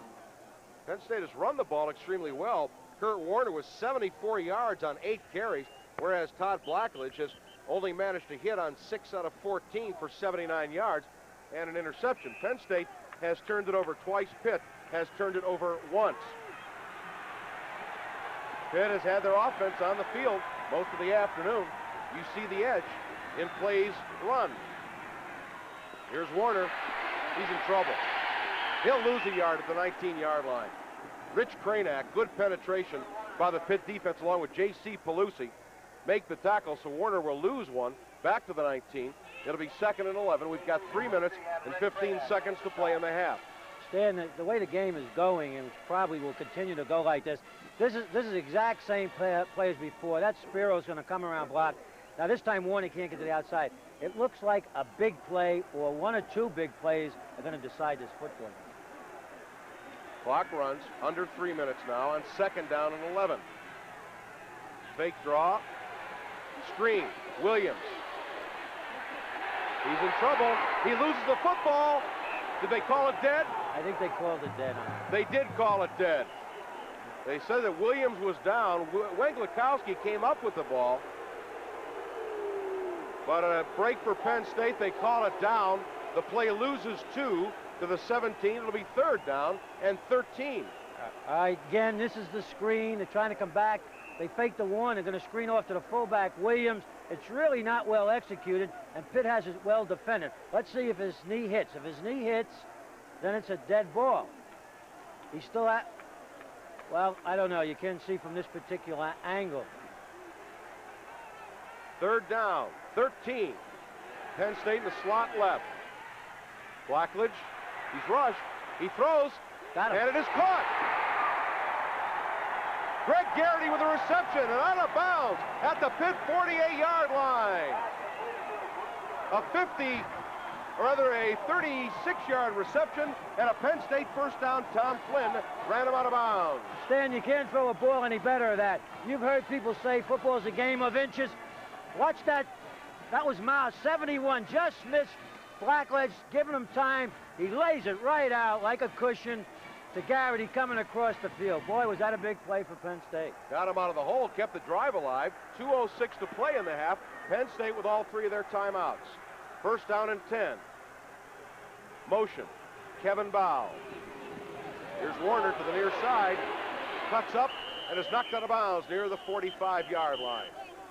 Inside the 45 to the 44. It's a gain of 4 for Warner, and now Kurt Warner has gone over the 1,000-yard mark. Which is great. That's another look at this is a little screen here. That's 2 plays back, fellas. And this is the one that Williams almost fumbled. He fumbled, but it was called dead. The knee hit the ground. But at this particular juncture, Penn State's thinking 3. I mean, they'd like to get 6 or 7, but they want to get at least 3. Sherlock Holmes came to the game. Second down and 6 at the Pitt 44. Coles needs a block from Warner. Good, tough running on his own to the 39-yard line. Bill Moss, who is 6'4" and 260, chased him down from behind. He was the man who was trailing the play. Good lateral pursuit, but Coles outquicked him just a bit. Now, Coles was supposed to go inside. It was clogged up. Could find no daylight. Took it to the outside. Made a nice gain out of it.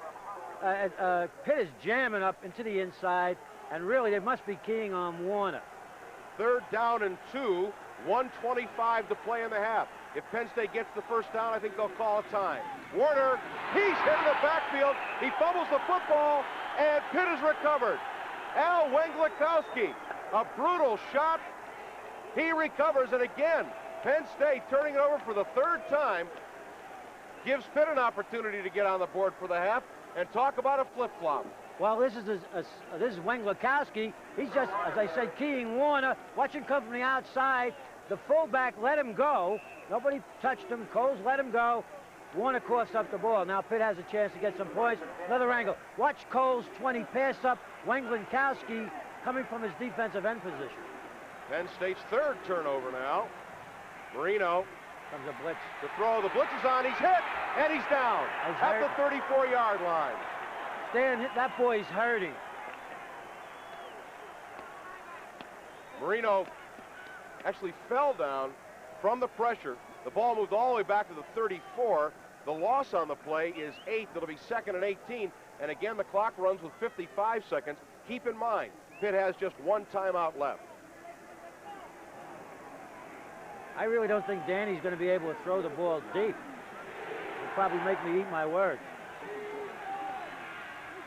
McCall breaks 1 tackle, breaks another across the 45-yard line, and Joe McCall breaking tackles at the line of scrimmage. A good, tough run. A gain of 11 will bring up 3rd down and 7, but the clock is running with 25 seconds, and I don't think Pitt will call a timeout unless they get the first down, or maybe they will not even run another play, take the 7-3 lead at the half. Well, you don't want to take any chances here. You know, you turn the ball over at this particular position, the other opponent might get 3 out of it. They might as well let it run out. I think that would be the proper coaching technique, strategy here. 5 seconds. They do not have to run the play. They will. Marino chased by Gattuso. He fires upfield, and it is caught by Williams. Williams to the 37-yard line, but that will end the first half of play. That's the end of the first half. The score, Pitt 7, Penn State 3. We'll be back right after this. Offense, 126 passing, 115 rushing, for a total of 241. Now look at Penn State. Absolutely even. 113 on each corner, 226 total. Todd Blackledge, 8 out of 16. Dan Marino, 10 out of 18. Neither man with a touchdown pass. Both have been intercepted once. You can see that Penn State is averaging better than 6.5 yards per carry on the ground. Well, you can't turnovers, you can see that's been the difference in the ball game, really. Penn State has turned it over 3 times, losing 2 fumbles, 1 by Williams, 1 by Coles, and an interception. Pitt will receive to start the second half. Massimo Manca to kick off for Penn State. Very confident, Darnell Stone, and again, it comes up short. McIntyre, who has not played today, Comes across the 30 to the 31, and I wonder why, although Pitt does have an excellent kick return game, even with the wind, they went with the squib. Greg Gattuso, Davo for the tackles. Walker Lee Ashley, defensive end. Penn State linebackers, Ken Kelly, who has an interception today. Scott Radisick, middle linebacker. Dave Paffenroth, first down and 10. Pitt at their own 31-yard line. Marino gives to Thomas, and he's got room to the outside. Good yardage up to the 39-yard line. Mark Robinson had to come up and make the tackle for Penn State. Biondi, one of the corners. Jackson, the other corner. Mark Robinson, the safety. And Harry Hamilton, the hero. Stan, that's the same play that Penn State has been running with Warner. They put two wideouts, loosening up the defense, and then the back makes a cut up to the inside. 8-yard gain, 2nd and 2. Thomas comes out of there as they bring in the third wide receiver, Barry Compton, 2nd and 2. McCall hit at the line of scrimmage and stopped for no gain. Steve Sefter, knifing in from defensive end, makes the hit on McCall. No gain. 3rd down and 2. And on 3rd downs, Pitt is 5 out of 9 on 3rd down conversion. Just underway in the 3rd quarter. Pitt leading 7-3. The initial offensive possession of the 2nd half. 3rd down and 2. They threw from this to the tight end before. Here's Moreno to throw again. No rush, out in the flat, and it is dropped. Would have been complete, but the pass was dropped by Joe McCall, and that'll bring up 4th down and 2. He would have made a lot more than the first down out of that because nobody covered McCall coming out of the backfield. Now here Penn State has a great chance for field position because the wind is really kicking up now, blowing directly in the face of punter Tony Recchia. Here it comes, another rush on. It may have been partially tipped, the ball rolling, and it'll be blown dead at Penn State 40-yard line. Penn State will come back with the ball. There's a timeout of the action. The score, Pitt 7, Penn State 3. We'll be back after this.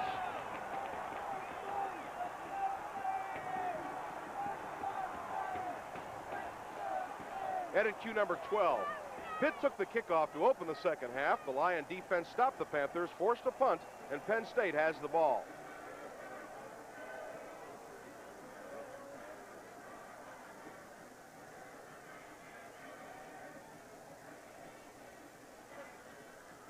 There's that halftime stat sheet.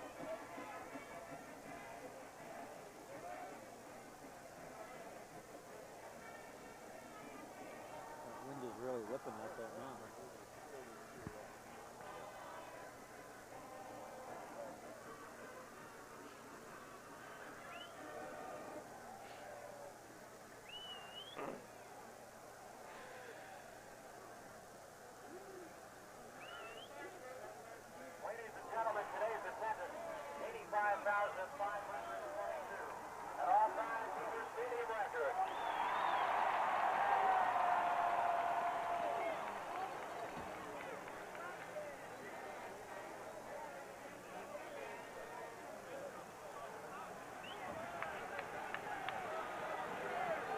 Penn State first down and 10 at their own 40-yard line, trailing 7-3.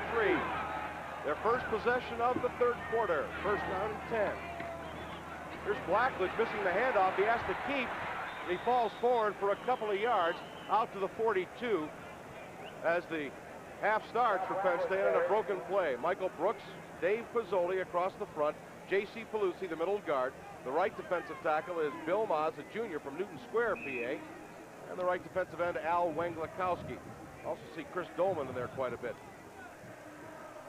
Well, the gain is 2. It'll be 2nd down and 8. And George, with the wind really kicking up now, if Penn State's going to get something done, it almost has to be in this quarter. They better take advantage of having the wind at their back.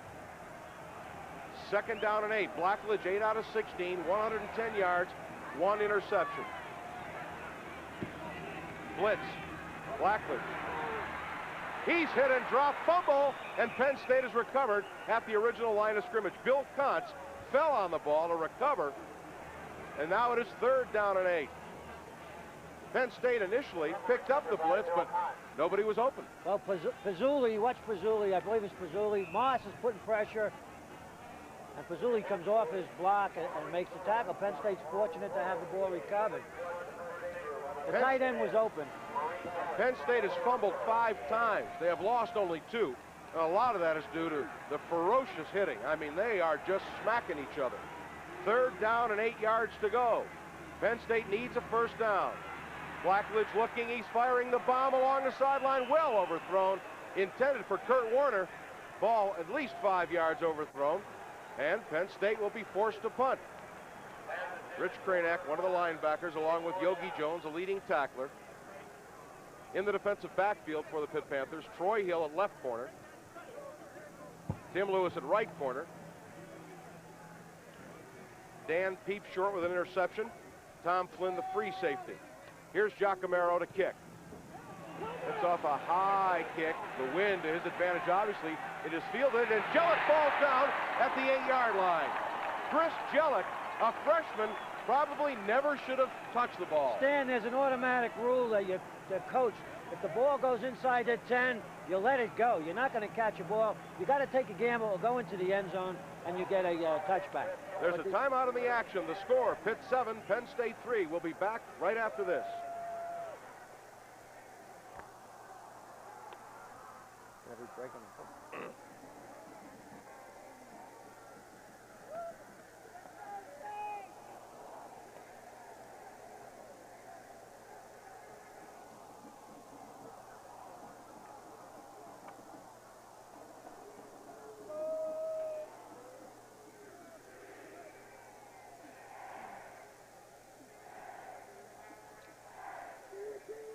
Edit cue number 13.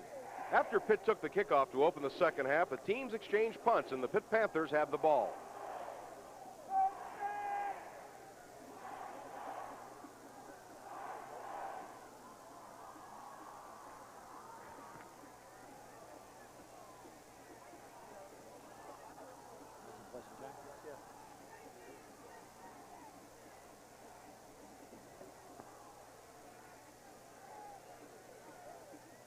You see the wind.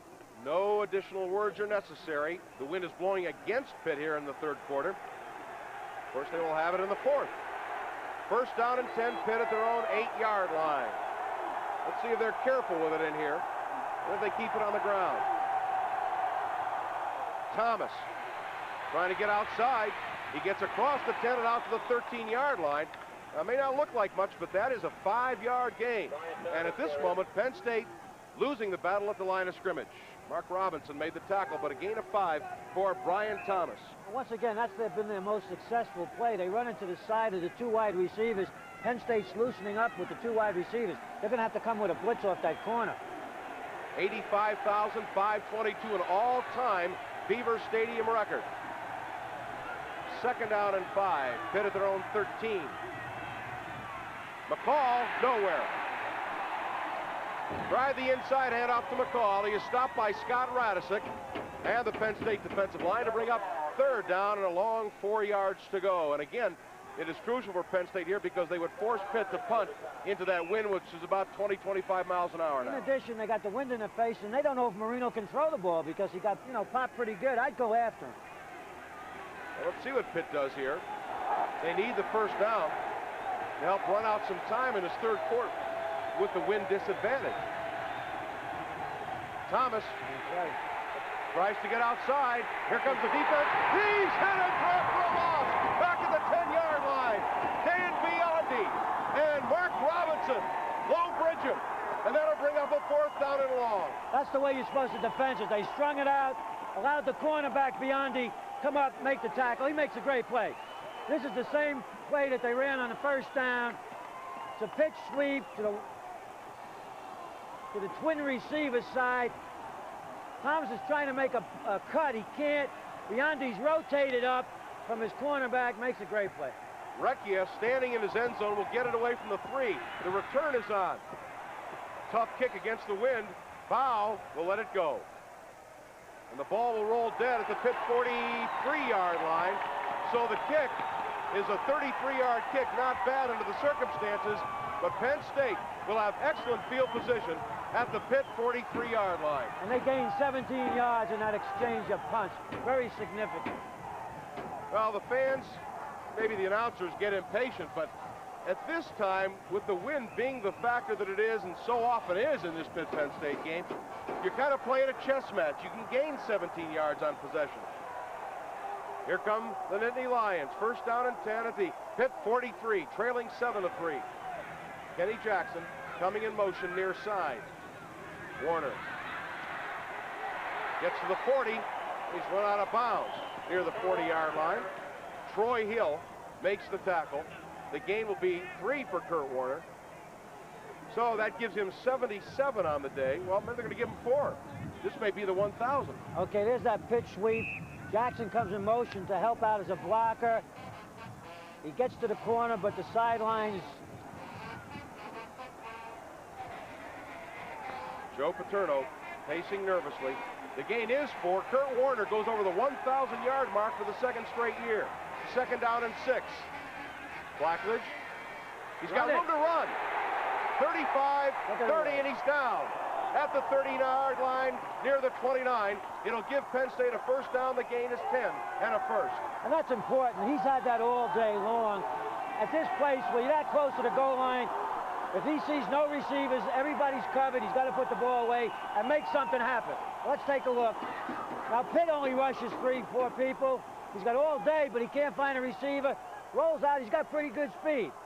Put the ball away. So it is a gain to the 29. First down and 10. Penn State. Jackson motion to the far side. Pitt's defense rotates. Warner hit at the line of scrimmage, and he is thrown back for a loss at the 31-yard line. Al Wenglikowski, good defensive play. Dave Pizzoli stacked everything up, allowing Wenglikowski to make the tackle. The loss is a little bit more than a yard. It'll be second down and 11. And I'm sure those corner people, I mean the people, the ends, and they're keying Warner. There's a little counter. Wenglikowski pinched to the inside, and he put Warner down for no gain. I'll tell you something. Of all the Pitt defensive linemen, Wenglikowski may be playing the strongest game of the group. I agree. Second down and 11. 8:40 to play in the third quarter. Blitz. Blackledge back. He throws over the middle. He's got his man. Roger. Kenny Jackson. Touchdown, Penn State. Kenny Jackson. A 31-yard touchdown pass coming out of the backfield. And Kenny Jackson. That's the first big play of the day. They put Jackson in motion. He comes across. As you'll see, I'm sure we have it on a replay. Now what they did, they cleared out with the tight end. You'll see Jackson here. They'll be up to the right, fake to Warner. Now, Blackledge does a good job looking off. That's Jackson coming across the field as it was cleared out. If he gets the ball alone, he's got too much speed. Took it in for the touchdown. Well done. Gancitano to attempt the extra point. He's 22 out of 22 on the year. Make it 23 out of 23. That was Kenny Jackson's 7th touchdown pass of the year, an all-time single-season record. There's a timeout of the action. The score, Penn State 10, Pitt 7. We'll be back right after this.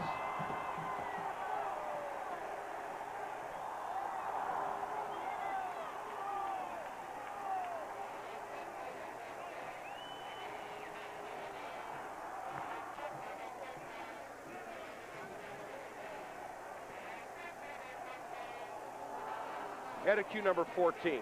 After the Penn State defense stopped Pitt for a second time in the third quarter, the Panthers punted and Penn State has the ball.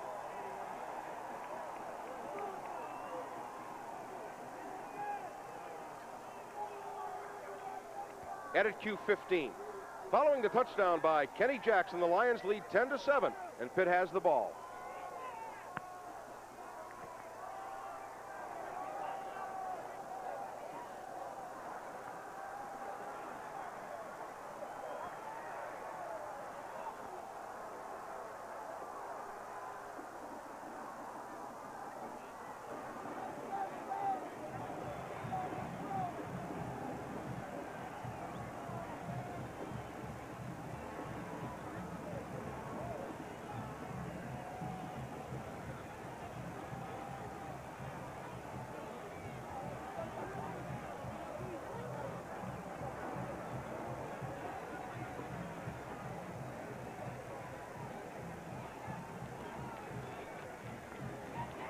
Penn State, 42 yards in 4 plays, a 31-yard touchdown pass from Blackledge to Jackson, and for Todd Blackledge on the year, that is his 22nd touchdown pass, and for Jackson his 7th, an all-time record.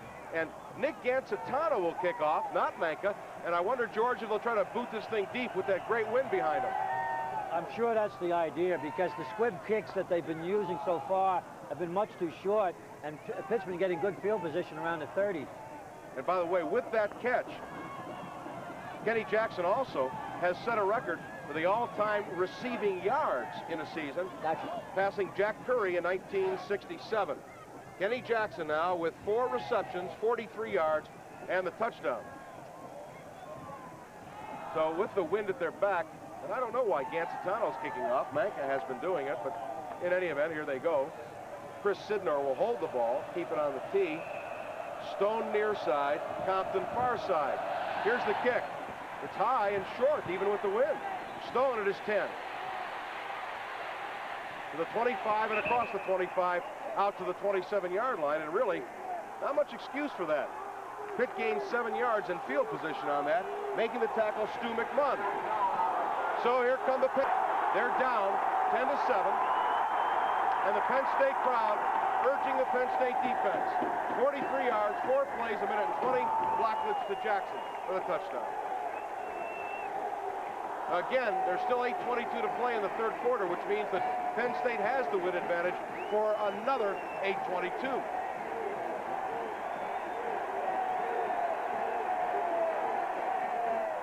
Thomas in trouble. He's hit, gets away, he fumbles the football. Got it. Who's got it? They gonna call him down?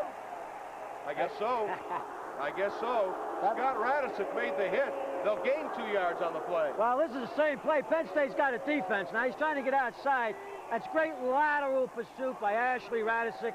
Now this makes up with the one with Williams. It's the same type of play. They ruled his knee was dead. No way to tell. There it is again. Let's take a look. Oh, boy, she popped loose. 2nd down and 8. Pitt at their 29-yard line. And the Pitt offense having trouble hearing. Thomas, left tackle. He's hit and hit hard at the 31-yard line. Scott Radicic, again, the junior from Brentwood in Pittsburgh, makes the hit. It'll be 3rd down and 6 yards to go. This is what college football is all about. And this is the way to play it. Watch the hit by Ashley, I think. I think Radicic first. It's a try a little bit of a cutback. He fills the hole like a linebacker supposed to. Penn State's all keyed up, but they're playing for the run. They're going to make Danny Marino throw the ball against the wind. Well, if Penn State's going to make hay, it's got to be right here. 3rd down and 6, a passing down as you look at Brian Thomas. Again, he's their leading receiver. Here they come. Marino rolling. He's in trouble. He is going to be. No, he breaks loose. Now he's down. Back at the 22-yard line. Penn State was all over him, but Marino did a good job getting loose. The crowd goes wild. Dave Ofer gets the tackle. All right, they decide to go after Danny Marino. They got him in a passing situation. All right, Thomas bumped into him with it. This is Kelly. Kelly puts the heat on him. You can't grab him. You got to get your helmet in there. He almost escaped, but down he goes. Recchia again will have to punt into the very, very difficult wind. Well, Pitt loses 5 on the possession. And again, Recchia will be forced to punt against that wind. High snap. He's going to run. He's going to run. He's to the 20, 25, and he is out of bounds. Short of the 1st down. And Penn State will take over at the 30-yard line. And I think that Recchia overreacted. The snap wasn't that bad. I think so, too, Stan. What happened, it certainly was not called by Coach Fazio, obviously. The ball was sent in high to his left. He panicked a second, thought he couldn't get the kickoff. There was no block on. There was a return on. He decided to run. Not a good decision. There was really no rush by Penn State. He had plenty of time to get the ball away. But Recchia takes off with it. So here comes Penn State with a chance to add to their lead. They have the ball at the 30-yard line. Kenny Jackson goes motion. Warner up the middle to the 25 and down to the 24-yard line. J.C. Pelusi, the middle guard. Dave Pizzoli make the tackle for Pitt. Give him 5, make it 2nd down and 5, and I think Kurt, had he cut left, might have had a touchdown. They put this time with Jackson in motion. Pitt's very wary of Jackson. They loosen up. Pitt makes Warner makes a good cut, but I hate to use the word, but momentum has definitely shifted to Penn State. Well, but Penn State's got to take advantage and get on the board with this. Warner goes to a wing right on 2nd down and 5 at the 25. Pitch wide to Coles. Oh, he's got it. Cuts upfield. He's headed. Good lateral pursuit by the Pitt defensive line. As Coles gets down to the 22, it'll bring up 3rd down and a long 2. Bill Moss makes the tackle for Pitt. So here's a big 3rd down conversion play, to say the very least. Penn State has only converted on 2 out of 7. And Kurt Bowman's come in. They're going to bring in 2 tight ends. And TCS bringing you Penn State football and all the excitement of the Penn State game. 3rd down and 2. Warner, he's short of the 1st down. He's going to be about a foot and a half shy. Pizzoli and Kranek make the tackle. Well, he's about 6 inches to a foot shy, and there's a big decision for Joe Paterno. I think he'll go for it. I don't think if he doesn't go for it, he might take the momentum away from his team. And really a field goal will only give Penn State a 6-point lead, and Penn State will go for it. 4th down, about a foot and a half to go for that 1st down. I would suspect, George, that Penn State may go wide here. What do you think? Well, they might use that option play that they have. They got a lot of things they can do. It's only a foot and a half. Williams in motion.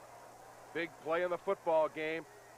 Blackledge will throw. He throws in a flat, and it is caught by McCloskey. 1st down at the 13-yard line. I have to say it was a good call. It was really a great call. He caught Pitt by surprise, and McCloskey did a great job. If we could see it again, he pulls up. Now watch McCloskey. The fake of a cross butt to Warner. He gets into the open zone, holds up just enough, long enough for Blackledge to get him the ball with a big 1st down. And if you like numbers, this is the 88th consecutive regular season telecast via TCS. Hope you're enjoying the game. George and I having a ball, bringing it to you. Warner loses his footing, and he will be stopped shy of the line of scrimmage. A play perhaps doomed to failure from its very inception because Warner lost his footing. He started out of his stance. He was lucky to hang out of the pitch. Bill Moss makes the tackle. The loss is 1. It'll be 2nd down and 11 at the 14. Well, this is when the field shrinks. When you get near that goal line, it's the toughest yardage in football to make against a good team. That little kid there couldn't care less. 2nd down and 11 on obvious passing down. 3:35 to play in the 3rd quarter. Blackledge looking, throwing in the end zone, overthrown. Kenny Jackson was the man he was looking for, but again, the ball was well overthrown. Never an opportunity to complete that one. Now it is 3rd down and 11.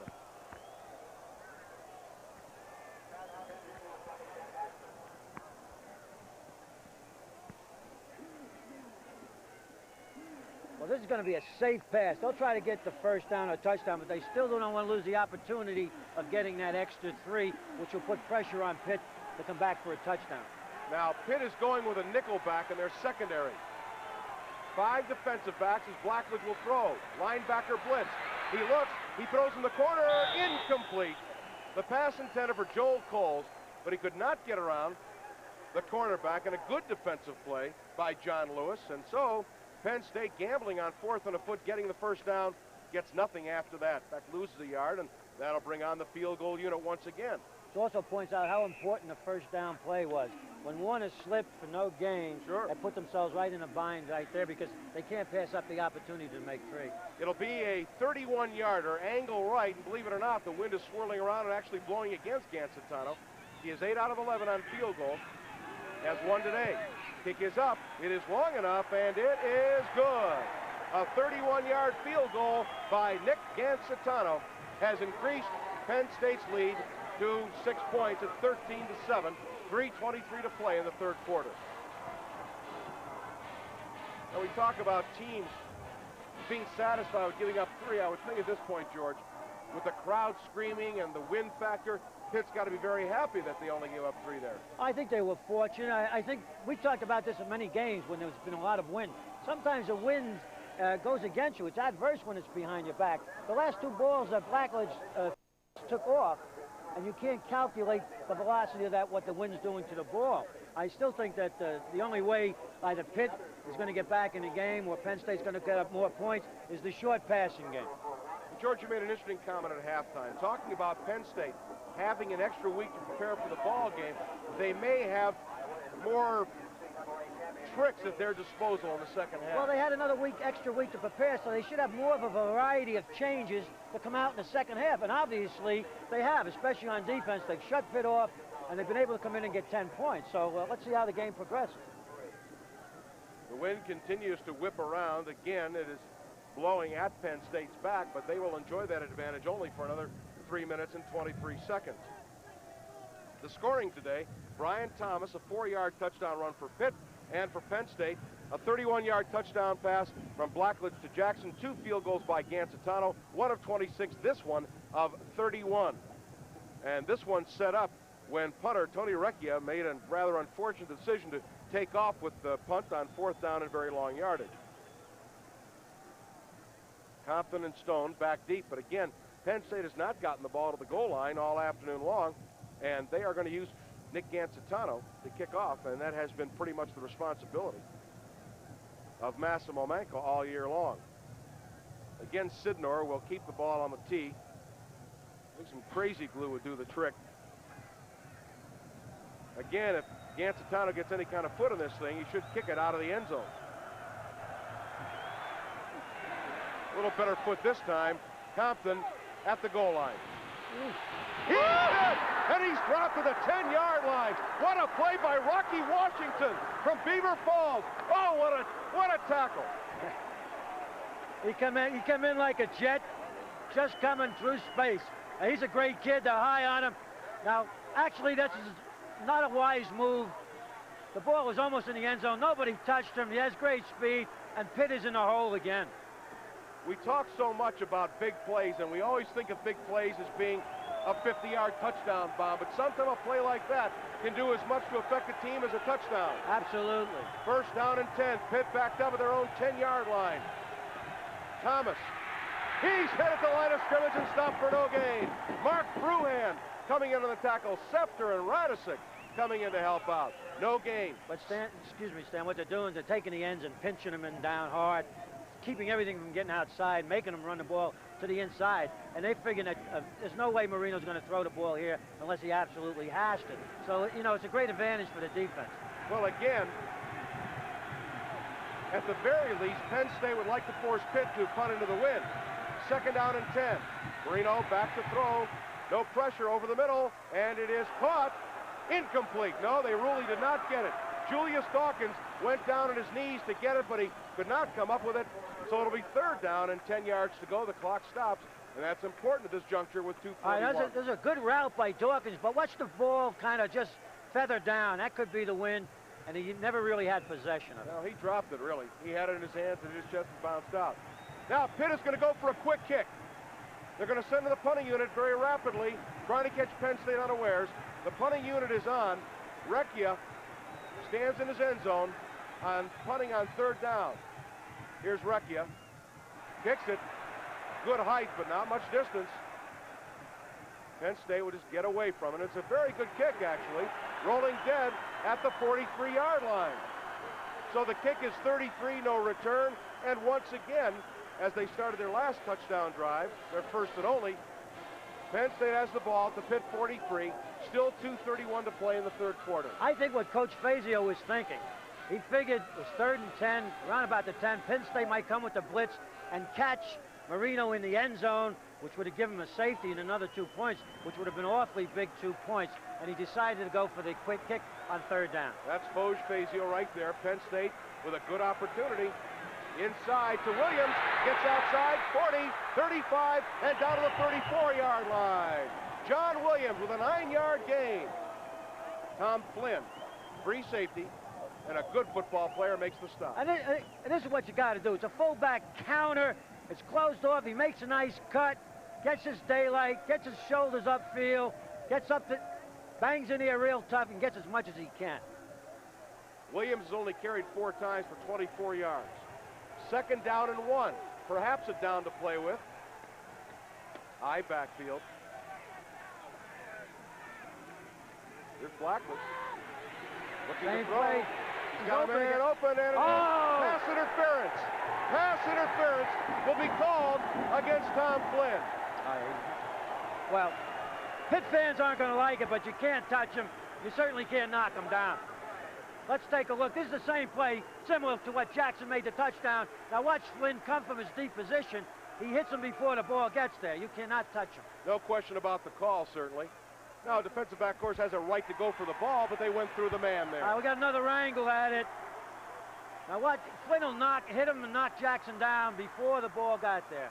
Now, Penn State is going to be very careful and cautious here because 3 points at this juncture is important. Absolutely. Pitt has been penalized 5 times for 39 yards. Penn State has not yet been penalized, believe it or not.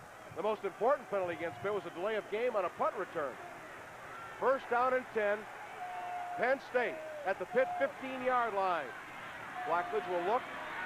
He will throw in the end zone. Incomplete. Intended for Kenny Jackson. A bit too tall off his hands. Incomplete. 2nd down and 10 yards to go. Actually, it was a great throw. Caught Pitt a little bit by surprise. It's this crossing pattern. Tough to defend.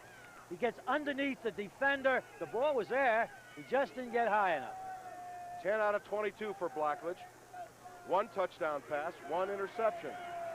They might come with a draw play here or something, or a screen to get a little closer. 1:41 to play in the 3rd quarter. There it is. There's Warner to the 10.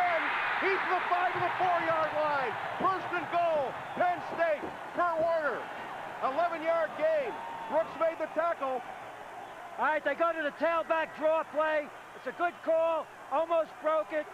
Great running by Warner. Gets to the 1st down area. But I'll tell you, these next 5 yards are going to be tough to get it into the end zone. 1st and goal. Kurt Warner now with 94 yards rushing on 17 carries. And remember, when Warner gains 100, Penn State has never lost a game. Williams motion near side. Warner cuts up to the 3 and the 2-yard line. Warner to the 2. 1 minute to play 3rd quarter. Kranak and Pelusi make the tackle. They put Williams in motion as an extra blocker. It's just a sweep. They pull Spiros. You know, when you got a great back like this, it's almost impossible to shut him off if you don't get him in the backfield, because he'll cut up as soon as he sees a little daylight to the inside, and Kurt was able to make 3 yards in that play. Goes to the ball, touching the 2-yard line. Power eye left. They shift out and go to a pro set with Williams wing left. Here's the motion, back the other way. Same play. Warner. No gain. The Pitt defense pursues laterally so well and gets such excellent penetration. It's tough to run that kind of thing. Kranek and Short make the tackle. So now it is 3rd and goal to 2. And George, you were right. It is tough sledding here. I don't know if they remember. They use it once in a while. It'd be a great play to run a quarterback option. Let Blackledge keep the ball, pull the guard, follow in. I'm sure he could get into for the touchdown. And that is going to be the end of the 3rd quarter. A 3rd quarter that belonged to Penn State. That's the end of the 3rd quarter. The score, Penn State 13, Pitt 7. We'll be back right after this.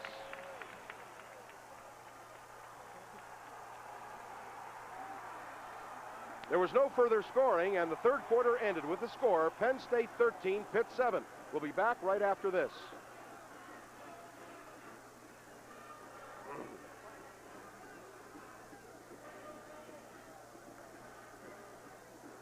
Edit Q16. After Penn State took the lead 10-7 on the touchdown pass from Blackledge to Jackson, the Penn State defense was superbly tough. It's 4th down and Pitt is in punt formation. Edit Q17. After Penn State converted a field goal, the Lions increased their lead to 13-7 and Pitt has the ball.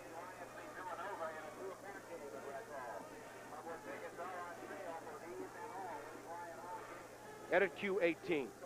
Following Gancitano's field goal to give Penn State a 13-7 lead, Penn State's defense continued its tough play. Pitt punted on 3rd down, and the Lions have the ball. We're back with fourth quarter action with Penn State in control of the football. We're back with fourth quarter action with Pitt in control of the football. If they get the touchdown here, they got to go for two, don't you think? Yeah, they would, but I tell you, this is going to be a very careful play because they don't want to miss the chance for the field goal. You think you'll maybe they'll go with the double like tight end and throw to Bowman? I think they'll either do that or they'll run that option play if they remember it, because or a sweep something to the outside. But you know.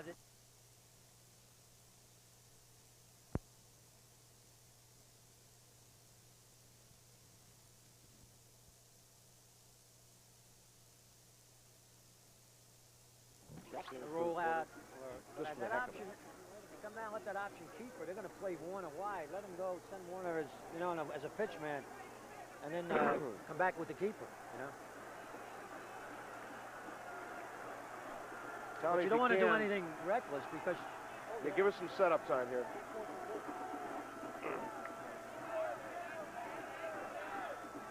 As we come back to begin the fourth quarter, it is third down and goal for Penn State just outside the Pitt 2-yard line.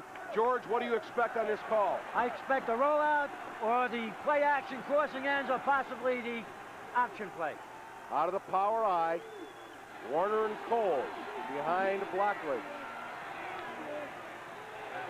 Here's Blackledge looking, throwing in the end zone, and it is incomplete.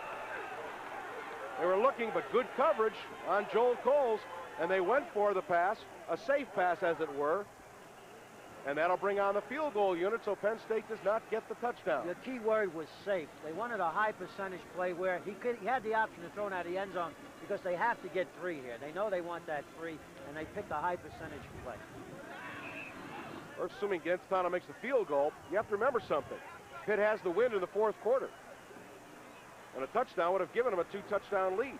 Gancitano will attempt a 19-yarder, slight angle to the right. Ball's down. Kick is up. Kick is good. So Nick Gancitano, with his 3rd field goal of the game, has given Penn State a 9-point lead. There's a timeout in the action. The score, Penn State 16, Pitt 7. We'll be back right after this.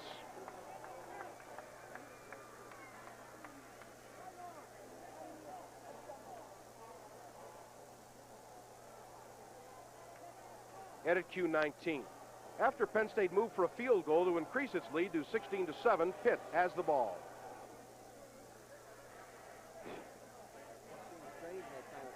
Yeah, well, Pitt get the ball on the ground, that's why. Yeah. However, offensive plays. Not that much.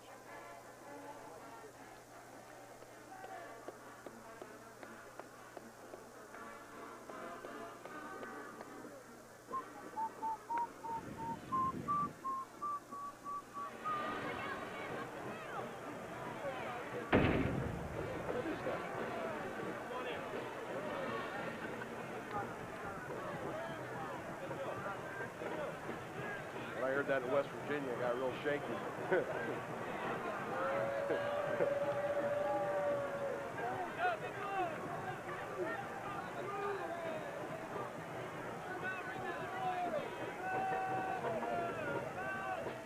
Well, remedial spelling apparently is in order there.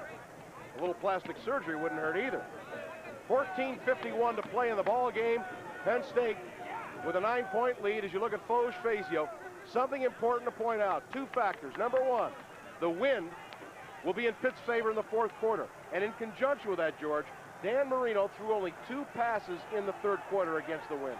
Well, again, I don't know if his arm's hurting him or not, but I have my doubts sometimes whether the wind at your back is that much of an advantage, because anything long, you really don't know what's going to happen. If it gusts, the ball can take off, and sometimes it's a disadvantage. But maybe better to overthrow than underthrow sometimes. True, but he's got plenty of time to get him back in the football game. Manka kicks off this time, and he line drives it in a ground ball. It is hit by Pitt, and they pick it up, and they'll be stopped at their 24-yard line. Well, that time it worked.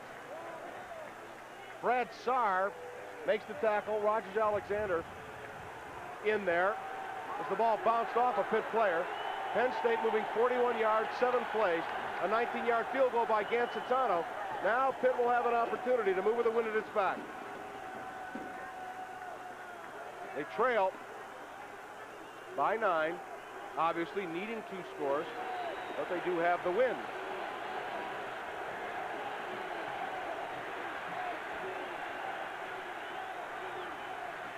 Thomas, up the middle, big hole, across the 30, and out to the 32-yard line. Brian Thomas having some kind of afternoon. The gain is 8, second down and 2. Walker Lee Ashley made the tackle. Thomas now 88 yards on 22 carries. This is smart football. Spread formation, showing pass. They give it to Thomas, up the middle. Don't try to get it back all at once. If Marino does that, he's going to get in trouble. There certainly is an awful lot of time here. Second down and 2. Slot left, Marino will throw, cornerback blitz, throws in a flat, and is caught on the call for a first down at the 36-yard line. The gain is 4, but it is a first down. Dave Papineroff ran him out of bounds, and Dan Marino on the afternoon has completed 11 passes out of 22 attempts, or 21, make that, for 132 yards. He has yet to throw a touchdown pass. And I'm sure Penn State's defensive strategy now in the fourth quarter is to keep that ball in front of you, let Pitt eat up the clock as much time as they possibly can. Don't give them any one big play. First down and 10. Pitt with 15 first downs on the afternoon. The blitz. Thomas, again a big hole, out to the 45-yard line, and again, you know, that first down is so important. Now here comes Pitt for the second time in succession with a second down and 2. Sefter and Radisic make the tackle. And by the way, George, that was Penn State's first down, if our stats are right, in the second half. You mean Pitt's? Pitts, I'm sorry. First. Yeah. Well, they've guessed right. Penn State guessed wrong. They blitzed expecting pass. They ran a quick hitter, and he made a nice 8. Well, let's see if they follow it up like they did last time with a pass on second and short. No, it's Thomas. First down, big hole, 45, and down to the 41-yard line of Penn State. And right now, Pitt moving the ball on the ground. Robinson had to make the tackle. Help from Kelly, but it's a big gain for Brian Thomas of 19 yards. Well, Pitt was doing most of its running outside, and now to concentrating coming inside. Joe Hines, number 52, had a good shot at Thomas, but blew the tackle. Thomas now with 111 yards. Dave Ofer in at defensive tackle. First and 10 Pitt. Marino to throw on first down. He throws the long out pattern, and it is caught. We may have had a tie, and they give it to the offensive receiver, Dwight Collins. That was a great catch. Yeah. That was a great catch. Well, if it's a tie, it goes to the offense. Hamilton was right there. It's just an out pattern, single coverage. Now Hamilton will come underneath. Ball was perfectly thrown over his right shoulder, or Hamilton could have made the interception. Let him go up. It's a tie, and the tie goes to the offensive man.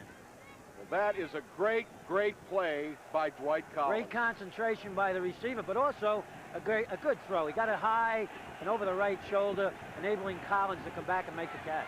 Dwight Collins, a junior, 6'3", out of Beaver Falls. And he is down right now. That is Collins' 5th catch of the day, but his first since the first quarter. Looks like he came down on his shoulder. 13:01 to play in the football game, and Pitt moving from its own 23-yard line, moving all the way down for another first down at the Penn State 28. Well, Collins is like Garrett. He catches the shorter ball, and when Pitt wants to go deep, they go to Dawkins, and when Penn State wants to go deep, they go to Jackson. Let's see if Pitt tries to get the ball deep to Dawkins. He may have got the wind knocked out of him. His shoulders look all right. The Pitt people will tell you, George, and I have seen enough of Dwight Collins to know that he probably singularly is the best all-around athlete on the Pitt team. He was all-state in basketball, just a tremendous athlete. We also want to take an opportunity to tell you that we may not have a chance, this being our last regular season game of the year. What an absolute delight it has been for George and I to do these football games for you all year long. It's just been, what a kick it's been, and TCS continuing to provide excellent coverage of Penn State football. We hope that we'll be able to do it for you many, many, many years in the future. I'm with you, Stan. It's been great fun, and it's a quality show, and I'm glad to be part of it. Well, I hope we can do it long enough till I get as old as you do. Because I know you start counting by half years. I'm counting backwards right now. Well, that's what I mean. So in about 7, 8 years, I ought to catch up to you if you keep going backwards. Pretty soon I'll be as old as Mr. Goldberg. Well, now, wait a minute. Pitt with a first down at the 28-yard line of Penn State on the march. Panthers trailing 16-7. Blitz. Thomas picks his way. Flag down. Going to be a holding penalty. And Thomas will lose a couple back near the 30-yard line. Al Harris made the tackle as Brian Thomas tried to do the jitterbug. Stan, there's a flag in the vicinity of it looks like holding because somebody grabbed the pen. It is holding. All right, now, you either have 2nd and 12 or 1st and 20. Well, I'd get him as far away as I could. I mean, you know, that's 1/6 of one, half a dozen the other. But I think they'll probably take the penalty. Try to get him out of field goal range or just keep points off the board, and that's exactly what they're going to do. Ken Kelly comes out of the ball game. The 10-yard penalty moves it back to the 38. First down. 1st and 20. And you saw a very interesting graphic. Pitt has not lost a game on the road since 1980. That was the game they lost in Tallahassee against Florida State. Joe Paterno looking at the clock, which reads 12:40 to play. His Nittany Lions with a 9-point lead. 1st and 20, and they come out with a double slot either side.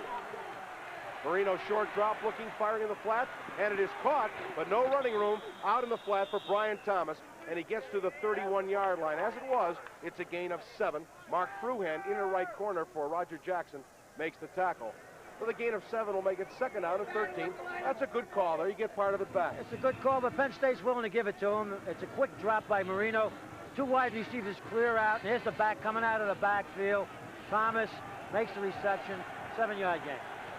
Marino 13 out of 22. 2nd down and 13. Slot left. McCall gets away, breaks a tackle, and down to the 23-yard line. Sefter finally made the tackle, but the gain by Joe McCall is 8, then it'll be 3rd down, and 5, and a Penn State player is down. Well, once again, there's a little stun on the inside. Oakfar ran right by the ball carrier, and 2 or 3 blue jerseys put him down. Dave Paffenroth is the Nittany Lion who is down. That's Bill Freilich, all of them. Bill Freilich, probably the most recruited lineman 2 years ago coming out of high school from Penn Hills in Pittsburgh. He's a sophomore now, 6'5", 270 pounds. Dave Paffenroth, the senior from Stroudsburg. 3 interceptions coming in. Pick one off, or help on an interception by Ken Kelly. What happened that time? They had a little stunt. Paffenroth went one way and Oakfar went the other, and the trap blocker picked off Paffenroth and gave McCall a nice hold. Well, it's not surprising that we have seen as many people down on the ground, because I really, George, including the Nebraska game, cannot remember more fierce hitting in a football game this year. I don't think you can hit any harder than they're hitting each other. You know, it sounds like thunder up here. The pads are really fast.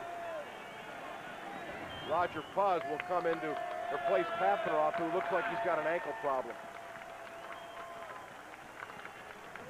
The only harder hit I've seen all year was the one that Ted Beam put on the cocktail waitress in Birmingham. Now that was something. I wasn't there. You were there, you just don't remember. 3rd down and 5. Pitt at the Penn State 23-yard line. Boy, oh boy, is this a big play. Marino, quarterback draw. He's got the first down, and he falls down at the 14-yard line near the 13. That was a planned play, no doubt about it. That's just good football. He expected Penn State to come from the outside, and they did. They had the other people dropped off. It's a quarterback draw, a 3-step drop, comes right back up the middle. Gutsy football, makes a big, big first down for Pitt. You talk about character When all the momentum was against him, Pitt is marching his ball right down the field. First down and 10 at the 14-yard line. Thomas looking outside. He's hit and gets forward, though, to the 11-yard line. Scott Radisick and Mark Robinson make the tackle, but not before Thomas picks up 3. He has 114 yards on 25 carries. This is that outside sweep. They show you passing formation. He tries to find a crack. It's awfully tough when you're on the 10, 11-yard line to run the football in against any kind of a good defensive football team. Second down, 7 yards to go. I think they'll throw the ball on this play. Slot right, wide side to the left side. McCall, the only back. Here's a pass to Thomas, a quick flip inside the 14-yard line, and that'll be good for another Pitt first down.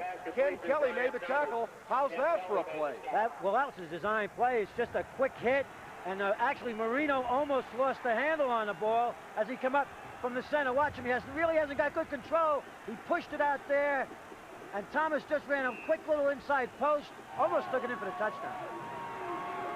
First and goal. The ball just outside the 3-yard line. 9 minutes, 55 seconds to play in the game. Power eye left. Thomas, the deep man, in the eye. Now they shift out. Collins motion. Thomas gets a yard to the 2-yard line. Second down and goal. Penn State with a goal line defense in there. We see Todd Moles, number 63, in on the defensive line. Ofer. Roger Puz still on their linebacker for Papenroth. 85,522, an all-time Beaver Stadium record, eclipsing the mark set against Nebraska. Well, they give about a half a yard. It's second goal at the 3. Second and goal at the 3. McCall and Thomas. Marino flipping in the end zone. And it is caught at the 2-yard line. A flag is down. I think it's offensive interference, I think. Biondi was going for the catch. Let's take a look. That looked like a punt. It hung up there so long. The key here is not much yardage will be gained, but it will be a first down. Well, that's it. They're calling it against Penn State, so it'll be another first down.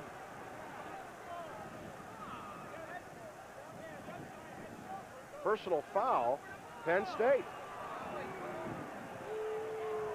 That's a big play because otherwise it would have been third and goal from the 2. Well, they try to just run it to the corner on the little man. They got Collins against small Biondi. Now, I can see maybe interference on Biondi. He's got to give him a right for the ball, but why a personal foul?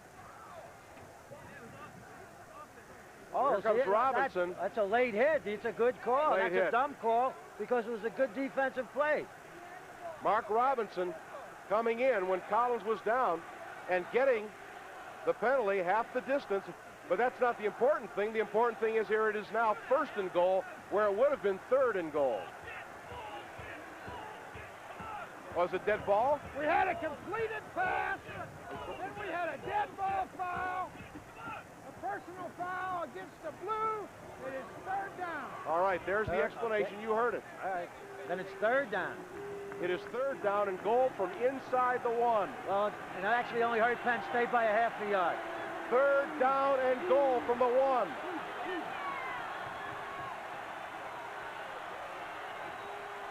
Collins in motion. Thomas, he didn't get in. He did not get in. It'll be fourth down and goal. Mark Robinson, Mark Fruhan, charging the line of scrimmage with Scott Radisick. It's no gain. Well, this is just great football. Actually, this is Roger Puz. Let's give him some better. No, it's Radisick. Robinson filled the hole beautifully from his safety position. Now, Fazio's going to go for the field goal. It might not go for the field goal. Let's take another look at this as Mark Robinson really stands him up. But if he does, he's thinking, I got to get another score anyhow. Right. Might as well get this one first. Bose makes the call, although you wonder about what his offense will think. It'll be an 18-yarder. Kick is up.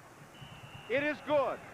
Eric Schubert with the field goal has brought Pitt to within 6. There's a timeout of the action. The score, Penn State 16, Pitt 10. We'll be back right after this.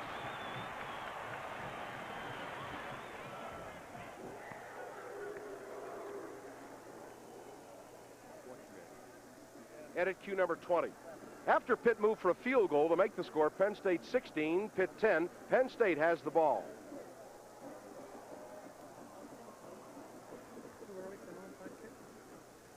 Oh, yeah. Too early. 8 minutes. 8 minutes. They get put Penn State field goal range. It's, you know. I mean, even aside from that, you know, if Penn State has a punt against the wind here, you know, and even if they don't get a first down on it, they recover the onside kick. Now, no question. Yeah, they got to hold Penn State here. We'll get a good return, make 2 first downs. It could be all over. Huh? Yeah. Well, you want to make them use theirs as soon as possible.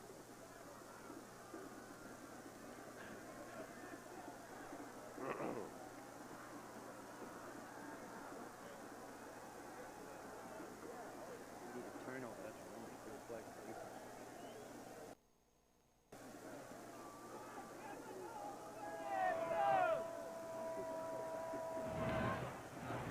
Kevin Bow back deep for Penn State, awaiting the kickoff from Eric Schubert.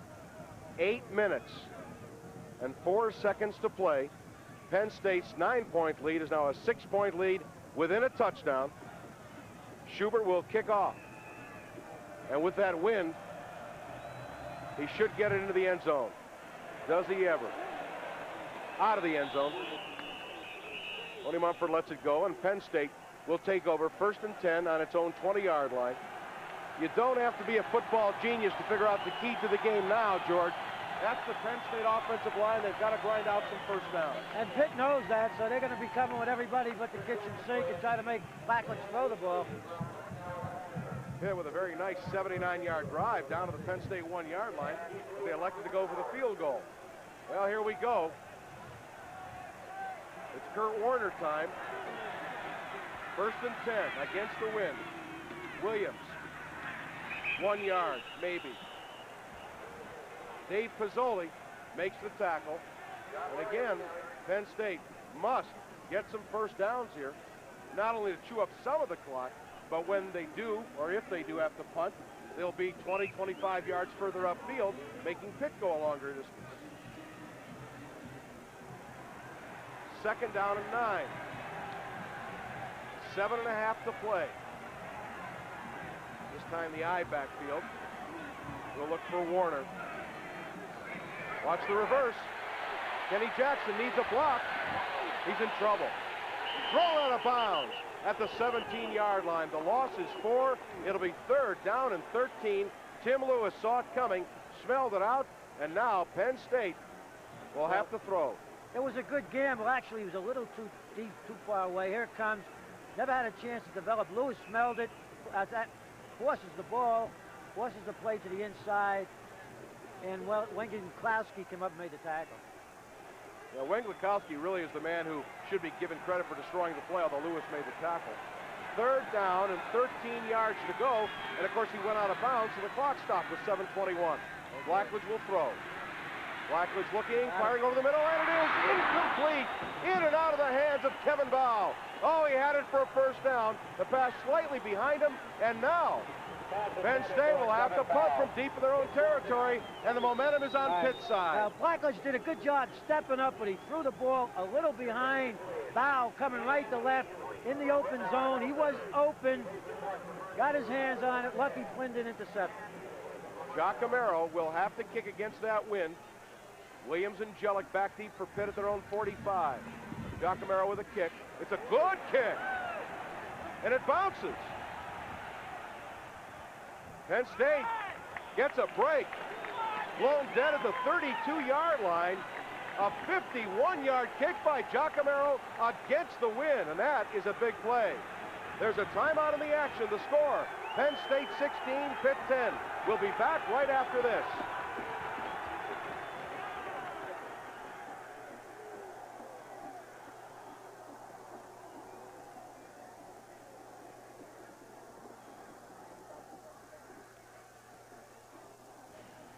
Edit Q21.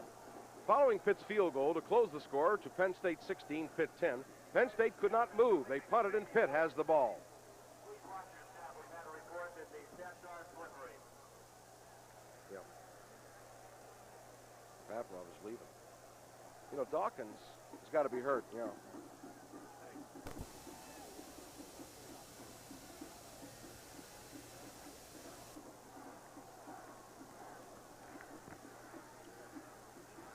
He's in there now, though. Did he come in? Yeah. Okay, they got 3 wide receivers then. What we got Marino for here? 15 out of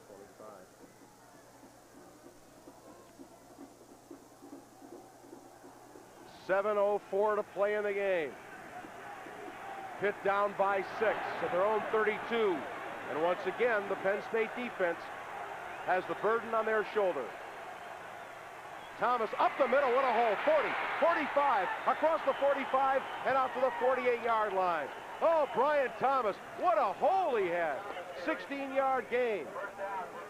Well, when they've given us 3 wide receivers, taking a tight end out, opening it up. Gattuso over-pursues Puz, who came in for Pavenrath. He over-pursued the play, and Thomas makes a big first down gain. Thomas with 130 yards. Coming out of the game is Rob Feta, left guard.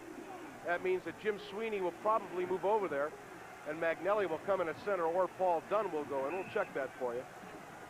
Or they're chewing up some yardage. And you know, on that last possession by Penn State, Kurt Warner did not touch the ball once. Paul Dunn is in at left guard. 1st and 10 Pitt at their own 48-yard line. Thomas again. Big yardage into Penn State territory at the 44-yard line. An 8-yard gain, and the Pitt offensive line just blowing Penn State off the ball. They're really chewing them up right now.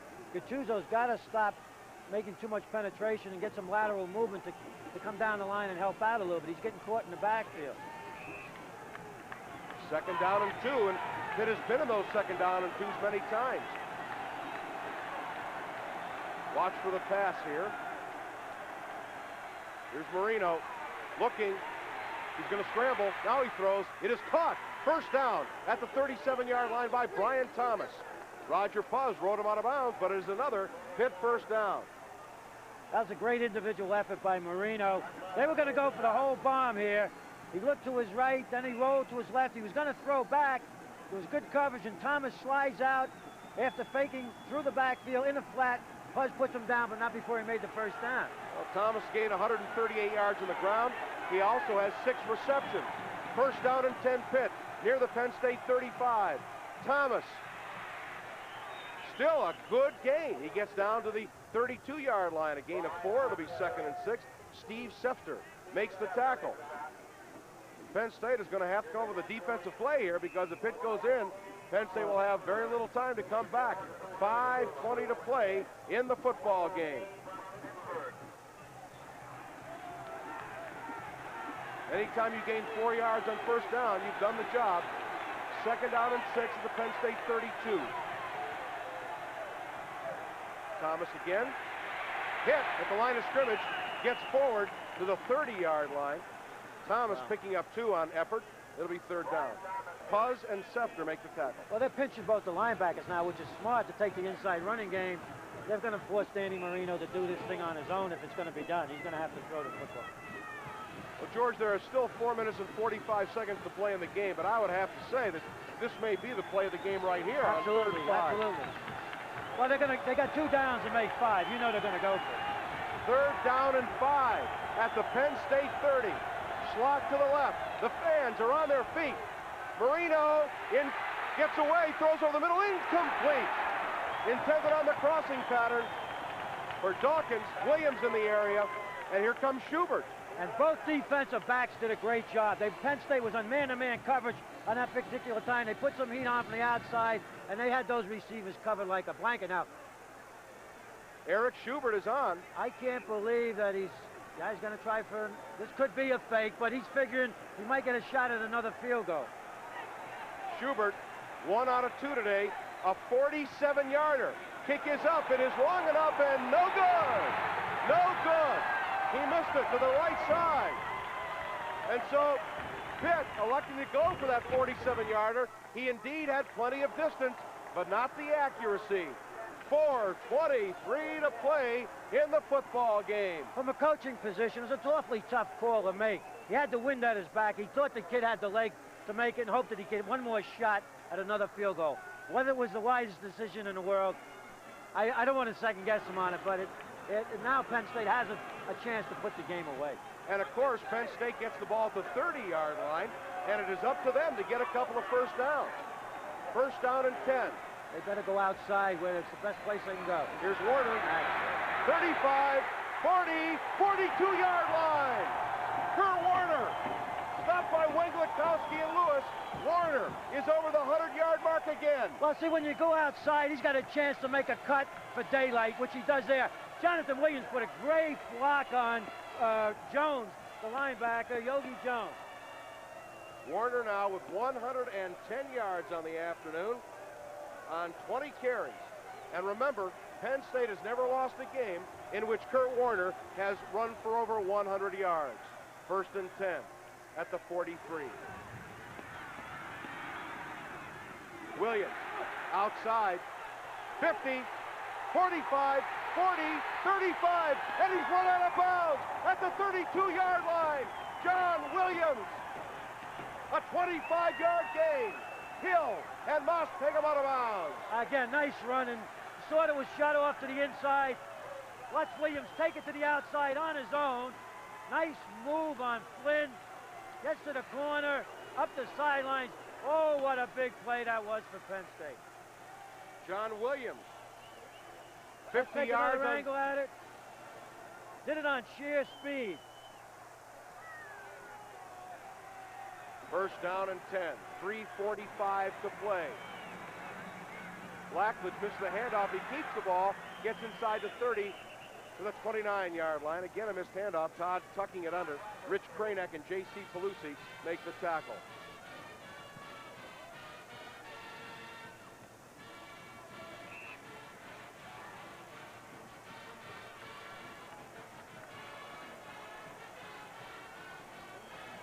The gain is 4, second down and 6. The clock running, 3:10 to play. Joel Coles at fullback on 2nd and 6, slot left.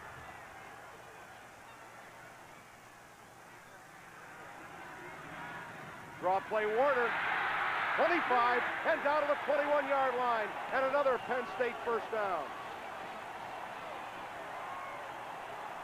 Kranek and Jones, the linebackers, make the tackle. And now Penn State's offensive line has taken charge. All right, they fake going outside. Warner cuts it back inside, sees daylight. He's running like a wild man in there. He smells it.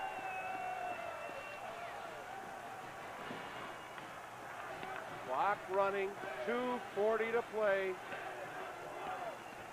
The ball at the 21-yard line. You see the time remaining.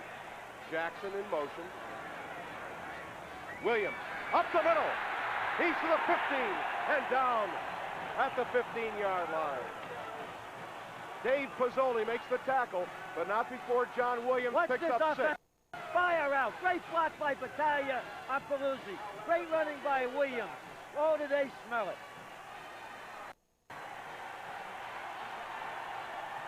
Penn State has done what they had to do. Move the ball on the ground. They started at their own 30. It is now 2nd and 4 inside the Pitt 15. The crowd is on its feet. Warner breaks a tackle, and he gets down to the 12-yard line. Pozzoli and Moss make the tackle. It will be 3rd down and 1.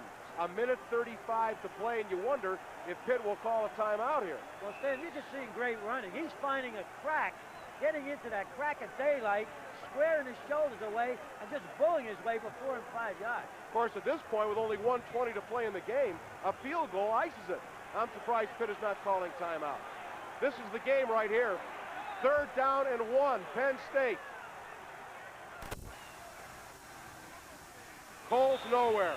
Lost it, if anything. Well, that was a deliberate. They gave the ball to the fullback to keep the ball in the center of the field, because they're going to go for the field goal, I'm sure. Pitt finally calls for a timeout, and I'm going to tell you something that is not good football there.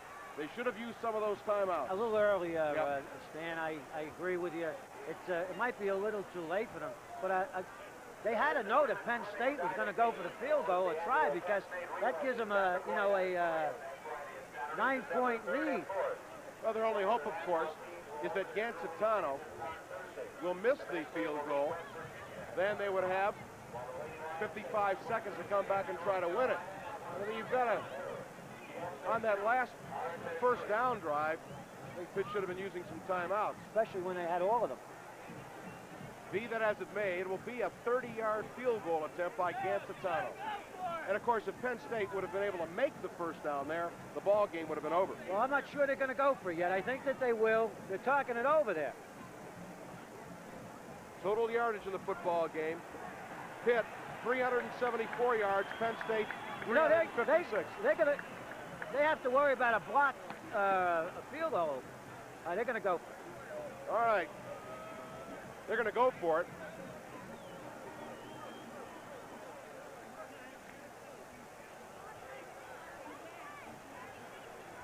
No.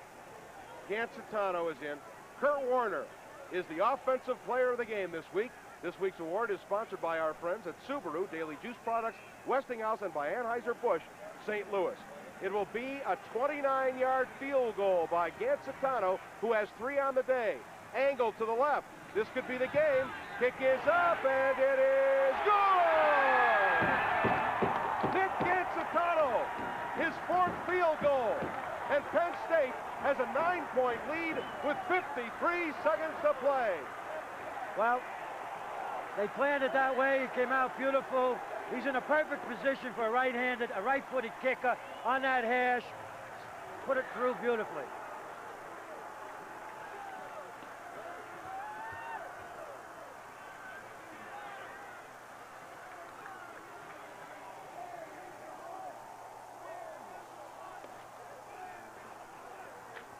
Didn't I tell you they're going to win the second half? Huh?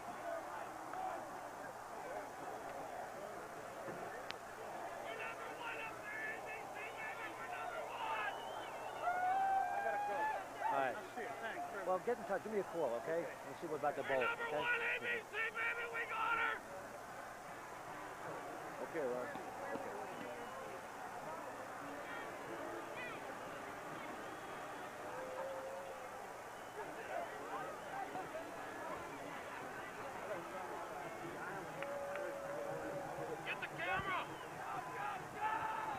The defensive player of the game is Mark Robinson.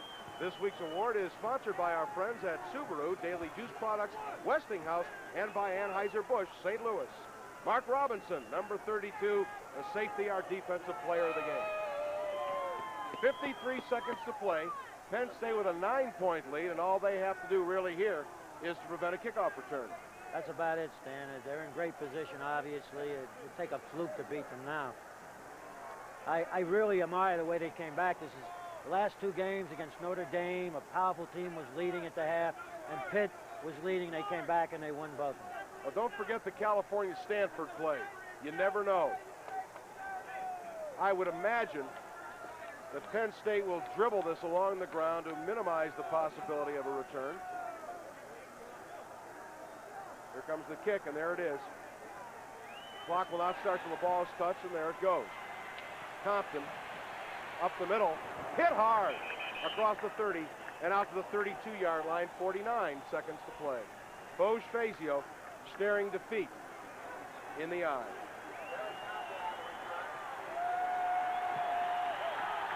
And Ken Kelly signaling to the crowd.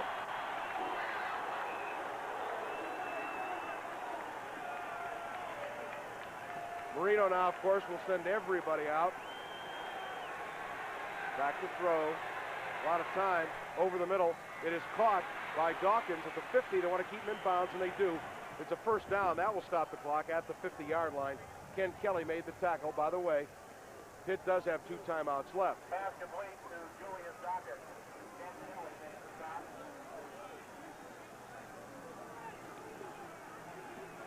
Now the clock will start. Marino stepping up and throwing. Oh, almost intercepted by Ken Kelly. Nice job to bat it down. The ball intended for Dawkins. That's a great defensive play by Ken Kelly, the outside linebacker. Left his feet, used his left hand, batted a ball that looked like it was going to be completed. 32 seconds. Second down and 10. Pitt at midfield. They're using a 4 wide receiver set. Comes a blitz. Marino's being chased by Ofer. Gets away from one man. Now Marino throwing over the middle. Incomplete.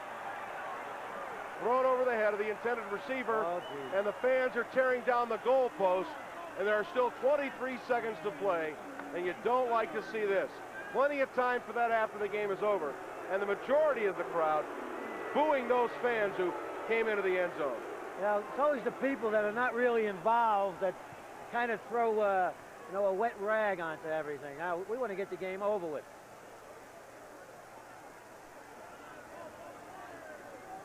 You can bet Joe Paterno doesn't like that any better than we do, or the majority of the 85,500. And now the gendarmes are on hand. Clear things out. Public address announcer informing the crowd that they can be hit with an unsportsmanlike penalty, which would go against Penn State. You know, it's not impossible for something like that to change the game. You know, remember some of those Dallas games with Roger Staubach? And somebody can get hurt is right. In fact, somebody did get hurt. It's silly. Back to football. Third down and 10. 23 seconds to play in the game. Marino to the sideline. Caught. Run out of bounds to Brian Thomas. The gain is 4, and it brings up 4th down and 6 yards to go. 19 seconds to play. And unless they pick up the first down, this will be Pitt's last play.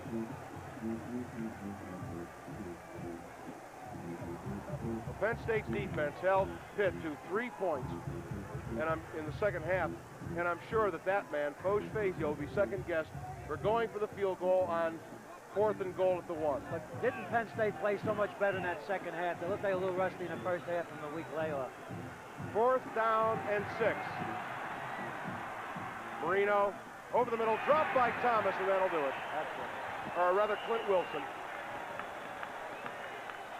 So 15 seconds to play in the game.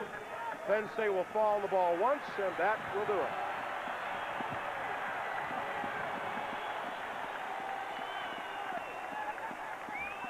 Well, we said in the first half, George, that it appeared that Penn State could and did run the ball on Pitt, and they really ran the ball well in the second half. They made some adjustments. They're one of the better teams in the country in making second half adjustments. And I think they had a little bit of an advantage having a week off. Even though they were rusty in their execution in the first half, they had an advantage of probably having some more strategic offensive plans and blocking schemes and defenses to utilize in the second half. It certainly looked like that. Blackledge falls down. The fans rush onto the field. It's all over. Clock running down. It's all over.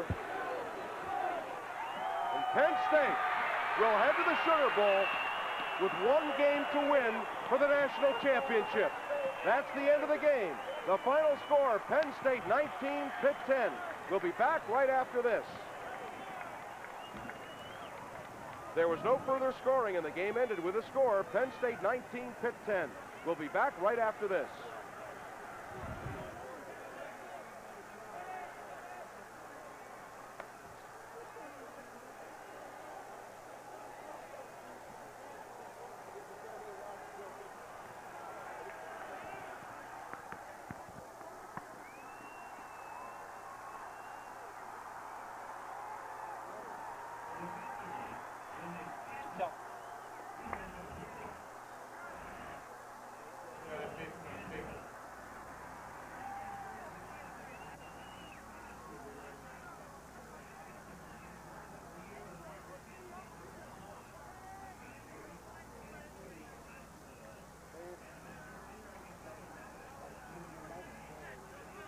I think so. I think it's great. I told you it was a rough shot.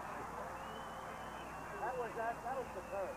The curve. Oh, yeah, I I think we really captured the emotion of the thing. Yeah, but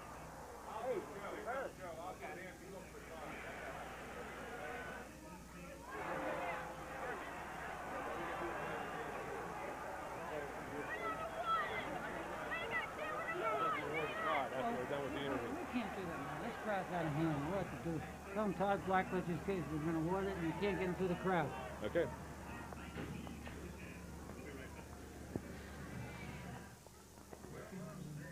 You guys ready?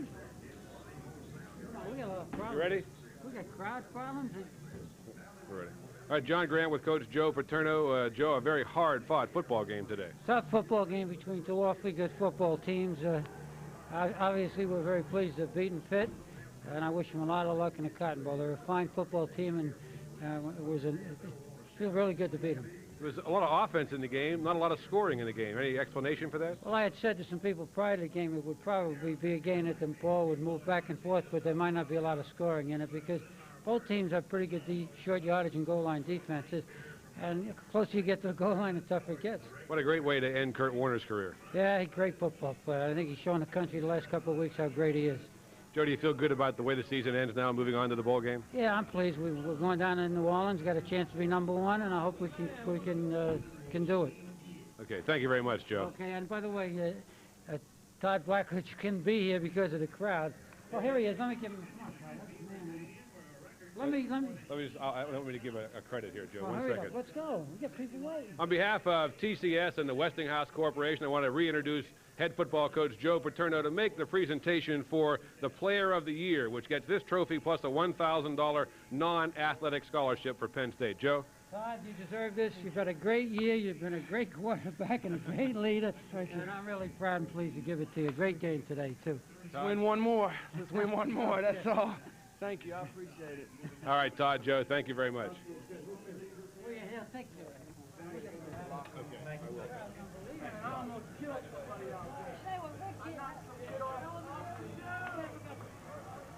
Okay, on behalf of the entire, I want to thank you for the presentation of this award. Huh? No, Joe was. Why? Just shoot it straight on. I can act like Thanks, Joe. Brad.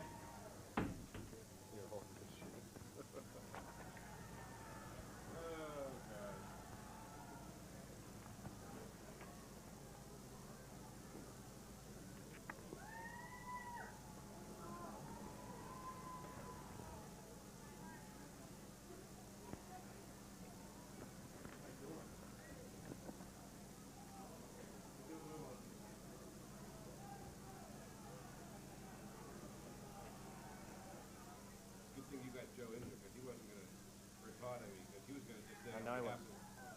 I'm not sure that even worked what we got or not. But Well, let's hope it did. it had that kind of raw enthusiasm that fans love. I think we'll have a little better crowd control next year.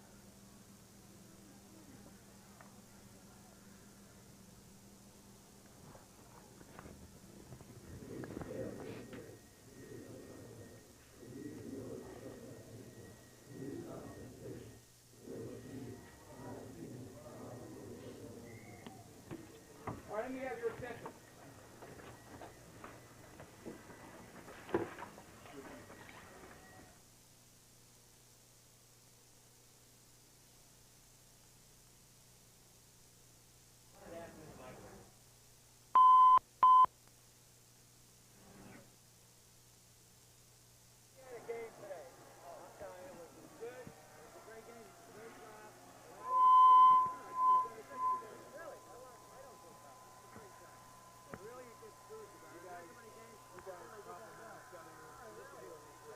I think this was probably the outstanding in the both of you. Yeah, the both of you.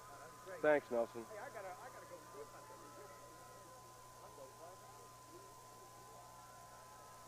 Edit Q22.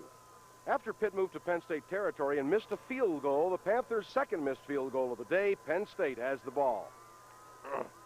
Edit Q23. Following Nick Gancitano's fourth field goal of the game, Penn State leads 19-10 and Pitt has the ball.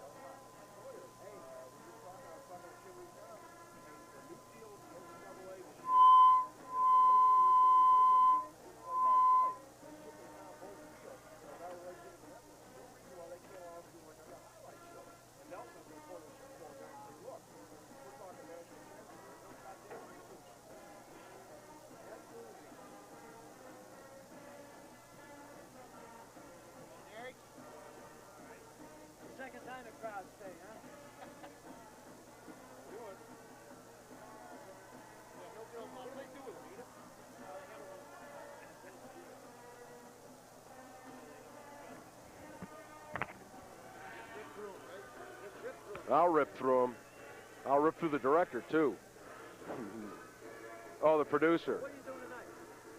I'm going back. I'm flying out of here. I wish I could stay, George. Oh, Joe's having an open house. I wish I could go. All right. Are you, Tommy, are you guys ready for these generics? Generic lead 1. We move to further action with Penn State in control of the football. Generic lead 2. We move to further action with Pitt in control of the football. Generic lead 3. We move to action later in the first quarter. Generic lead number 4. We move to action later in the...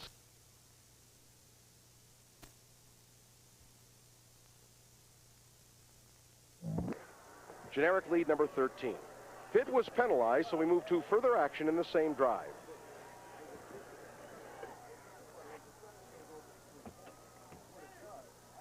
Penn State! Penn State!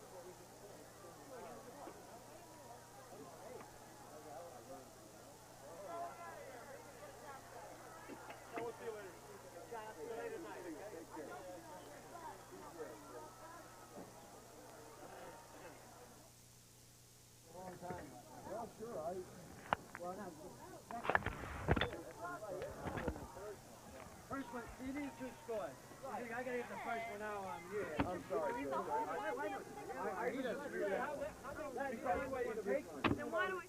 Well, if you give the ball Penn State and 1 against the wind, you may get the ball back. I don't know. Right, but supposing he got down here when he was 4th and 5, when it would look like a great move.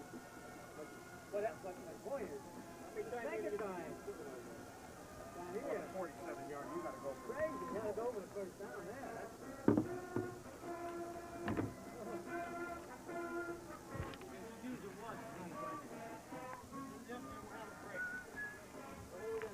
Center video close.